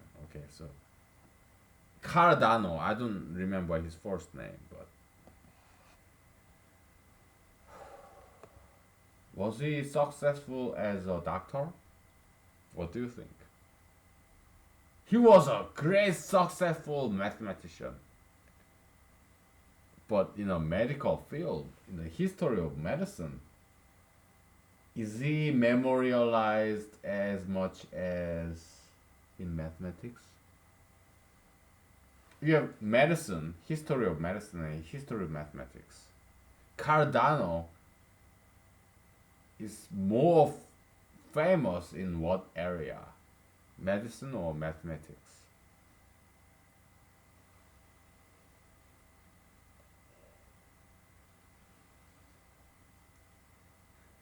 I give you like 5 more seconds.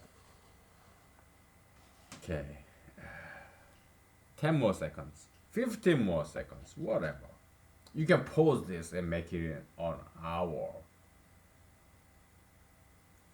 is allowed. Okay, it's your freedom. All right. So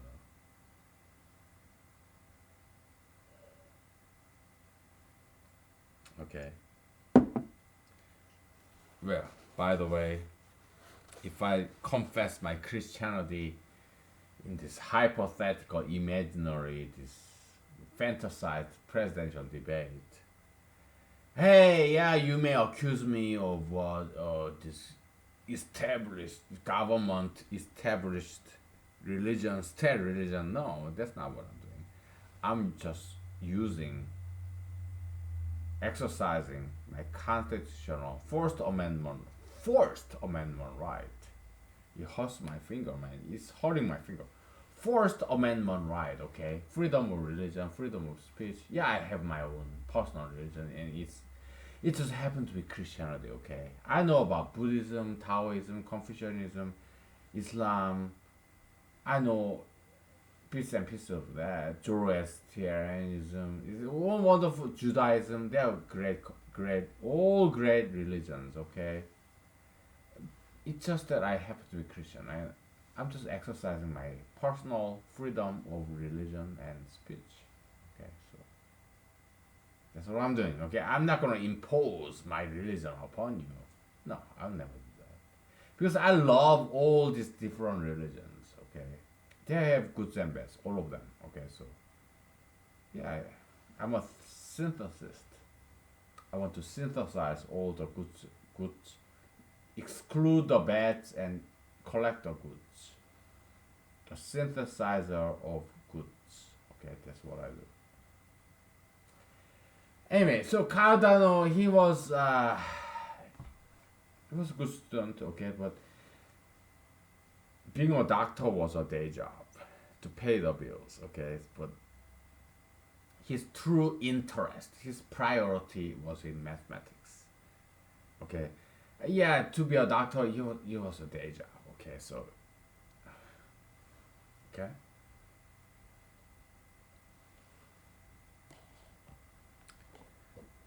Well, that's our interpretation of Cardano. Okay, so, because he didn't make much money, he was notoriously poor. Can you imagine that? A doctor, professional doctor with license in Italy, being poor guy because he was rejected a lot. Okay, it took long decades before he got this medical license. Although decades ago he graduated from medical school in Italy, okay, or somewhere in European country, okay. So because he was oddball, he was excluded, ostracized. That's Cardano, okay. In polynomial equation,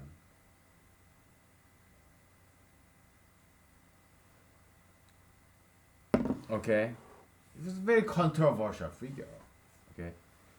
It's like Picasso, Pablo Picasso. What did Pablo Picasso say? Great artist create. Greatest artist steals.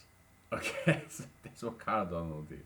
He stole from Tartaglia, okay, another great mathematician, amateur mathematician in Italy back in what 1600s, 1700s, I don't know, okay, somewhere around there, okay. So it's kind of this Enlightenment era, 1600s, 1700s, something like that, okay. So I don't know, all right.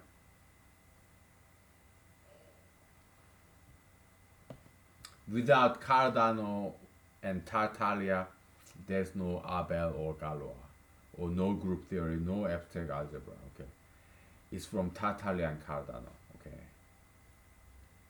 They all learn from them, okay. And then in between, yeah, between Cardano, Tartaglia, and Galois, Abel, in between, yeah, they're Lagrange, there are like Newton and other mathematicians, okay. So, all right.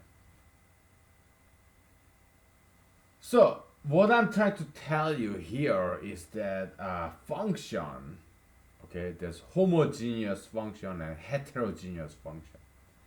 Okay. Here, function x, Mr. X, okay, it takes what? Fermion, okay, one fermion, okay, and one cyclone, okay, one fermion, okay, let's say it's what? Nth degree, okay, we put it on left shoulder, okay, upper left index, okay, and so this function x, it takes nth order fermion, and the cyclone, what's its order? We'll say is order O less or equal to n. Okay, so we have this superscript on the left upper index. That's not just a number, but it's an inequality. We are making a lot of invention here. Okay, we'll not call it m, okay, because it looks like zero. We call it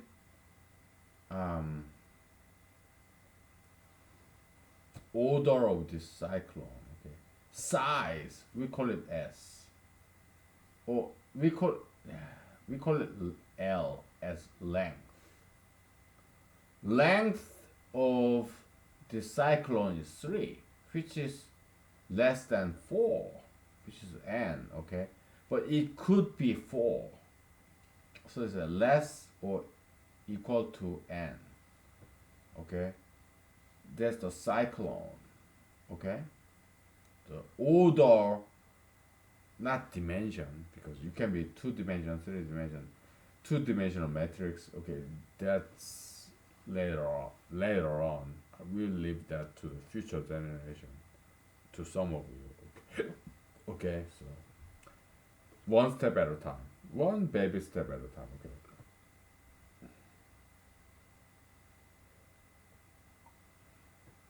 Okay, that's the this fermion prime, and it will be nth order. Okay. So 2, 1, 3, 4 x 4, 2, 3 is 3, 1, 4, 2. It has this n order, length of 4. Okay, in this example. Okay, so so that's that. Okay.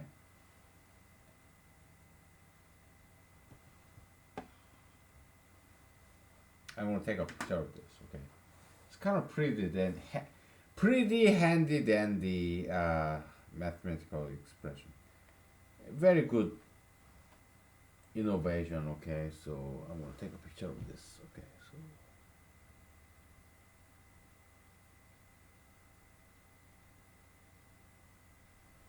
what do I do with all these pictures? Where I put in some clouds, put storage, or Facebook, or online, or I publish it, or look back on it, record on it, yeah, whatever. I put some online storage somewhere, okay, so, or my laptop or something, okay, so I'm an ex programmer, okay, I know how to program, okay. To program something is like you are creating brand new computer software, okay, so I'm more than these users of some software product, because I make software products as well as use it. To make some computer software products is higher than using existing computer software products, okay, because we are like God, we create something. You underdogs, your underlings, the earthlings, You just enjoy and watch and observe. See, hear, smell what we, higher being creators, create. You just enjoy our products. But at the same time, I'm the producer and you're a consumer. I'm a seller, you're a buyer. You are the boss. Although I create, you use in economics context. Okay? I'm a producer, you are a consumer. I'm a seller, you are a buyer, right? Who's the boss? You. Okay. You are the boss, okay? You you are the fucking boss, okay? Because without you, what's the use of me? I'm producing my products, goods and services for you. My labor, my gadget, contraption for you. Unless you purchase my product, goods or services, I I would go starve to death. Okay, so I gotta bring me in some money, and you give me the money. So you are my boss. Okay, so you are higher than me. It's a dualism. Okay, dualism of this producers and consumers. Okay, okay, okay. Producer, consumer. Okay, and you have producer, consumer. Okay, yeah, producer is a boss because he creates. Consumer just observes. It's active and passive, right? Consumers, they have all the money. Okay, so they are active.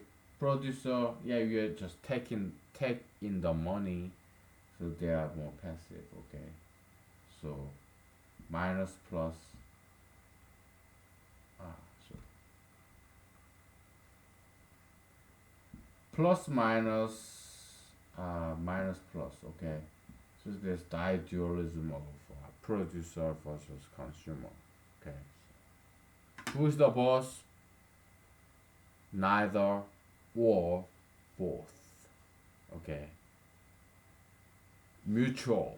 You are my boss, you're my servant. I am your boss and I'm your servant. Okay, so the magic of dualism. Okay, so we talked about this. I mean, we talked about dualism before. Okay, so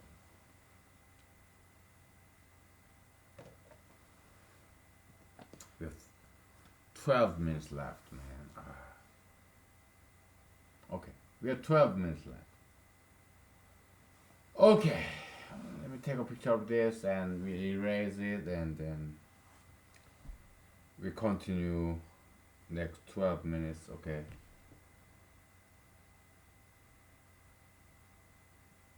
Okay. Let me take a picture of you.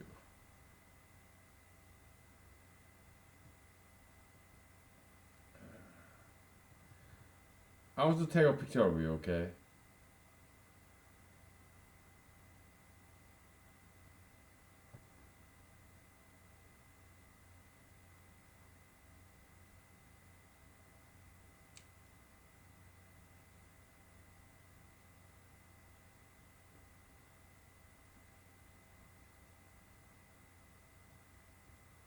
Okay.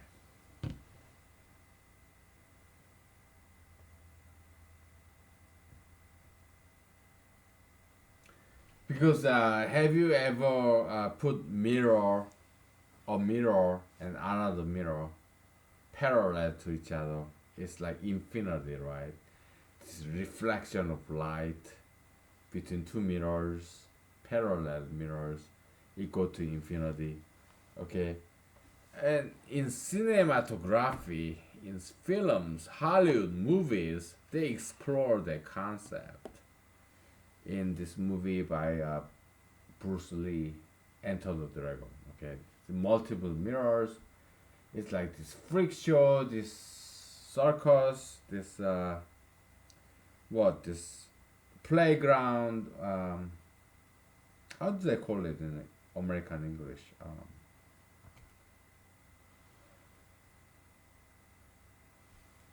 Carnival, was a festival, freak show. Okay, they have this mirror room. Okay, they have multiple mirrors with all different angles. Right? Have you ever been there? I haven't. I have not. I just saw this in some American movies and Bruce Lee, this Enter the Dragon movie. Okay, it was beautiful. Okay, so yeah, it's infinity. Okay, you put two mirrors parallel to each other, it goes forever because light bounces to this each other and two mirrors and infinite reflections. Okay, very cool stuff. Okay, and this Korean American video artist Nam Jun Paek. I'm gonna spell his name. Okay, he passed away. I was so sad. Okay, Mr. Nam Jun Paek. Okay, Nam Jun Paek. Okay, he discovered. I wouldn't say created, but he discovered this video art and also laser art. Okay, so I would not say he's the creator of those arts, but he's discoverer of those arts. Video art, laser art. Okay, so he is a South Korean, and then he studied in Japan. He studied in Europe in what Fluxus. Fluxus movement. It's like avant-garde. Okay, Fluxus. Fluxus. Okay, I read about it because I did study art history. Okay, so he was in European Fluxus movement in Germany and France. Okay, so he was there, and then he settled in America, and he became naturalized as an American citizen by talent. Okay, so Mr. Nam Jun Paek. Okay, so he's not Christian. I don't think he made anything about in this Christian theme, crucifixion, cross. But he made a lot of this Taoism or this Western philosophy or Buddhism. Perhaps Confucianism, okay. But I know for a fact that he did a lot in Buddhism. He integrated this religion of Buddhism to this sculpture and video art and this time and space. That's what video art, like music video. Okay. So video art is like amalgamation of time and space. Okay, that's the music video or video art. So Mr. Nam Jun Paek is the one of the founders of music video. Okay, which is the combination of time and space, temporal art and spatial art. Okay, spatial art is like painting or sculpture. Like spatial art is static in time, but it occupies this space, different space, two-dimensional. Or if I'm a painting, yeah, two-dimensional space. But if I'm three-dimensional space art, like sculpture, like, okay, yeah, two-dimension, three-dimension, spatial concept, X Y Z. Okay, But temporal art is music.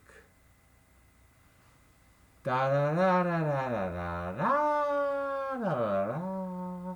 Music is about temporal, time-wise variation. Fine art or sculpture is three-dimensional or two-dimensional or three-dimensional, two-dimensional. Is spatial art. That's painting and sculpture. Two-dimension or three-dimension. Okay. Music is temporal. Is time. Da da da la la la la la la la la la da da. Okay. So there's temporal time. Okay. It changes in time. That's music. Music is temporal art. Fine art, like painting or sculpture, two dimension or three dimension, that's spatial art. It does not change in time. Vincent van Gogh's painting, Pablo Picasso's Salvatore Dali painting, it never changed in time. It only variate, diversify, change in space. Okay, two dimension or sculpture by what? What's his name? Sculptures like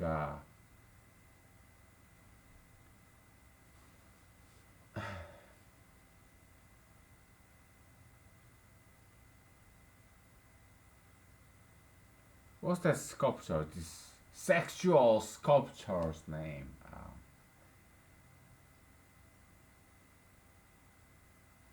Sculpture.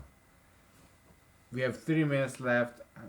I have to look up this sculpture because I really like him. Okay, he's kind of blasphemous in a sense that he blasphemed against Jesus. He made this sculpture about this Mary Magdalene sucking the penis of Jesus Christ. That's the Dali, I think.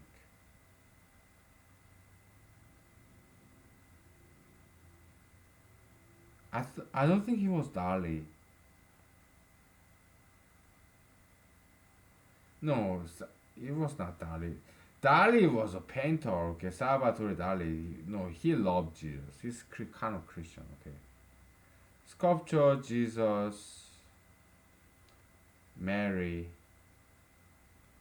Rodin. Rodin.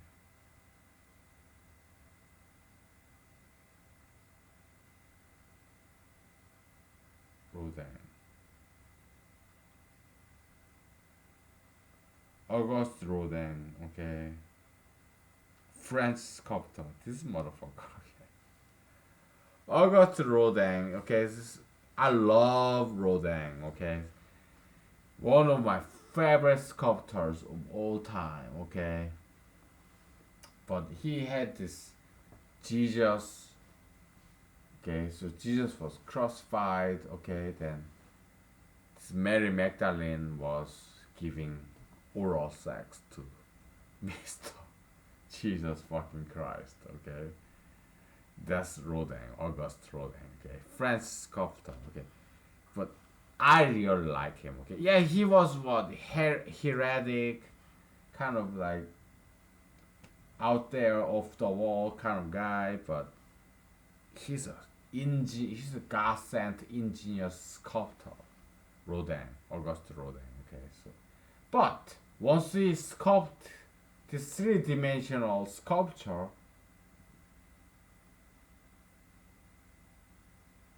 it does not change in time. Okay? Music, it does change in time. You have rhythm.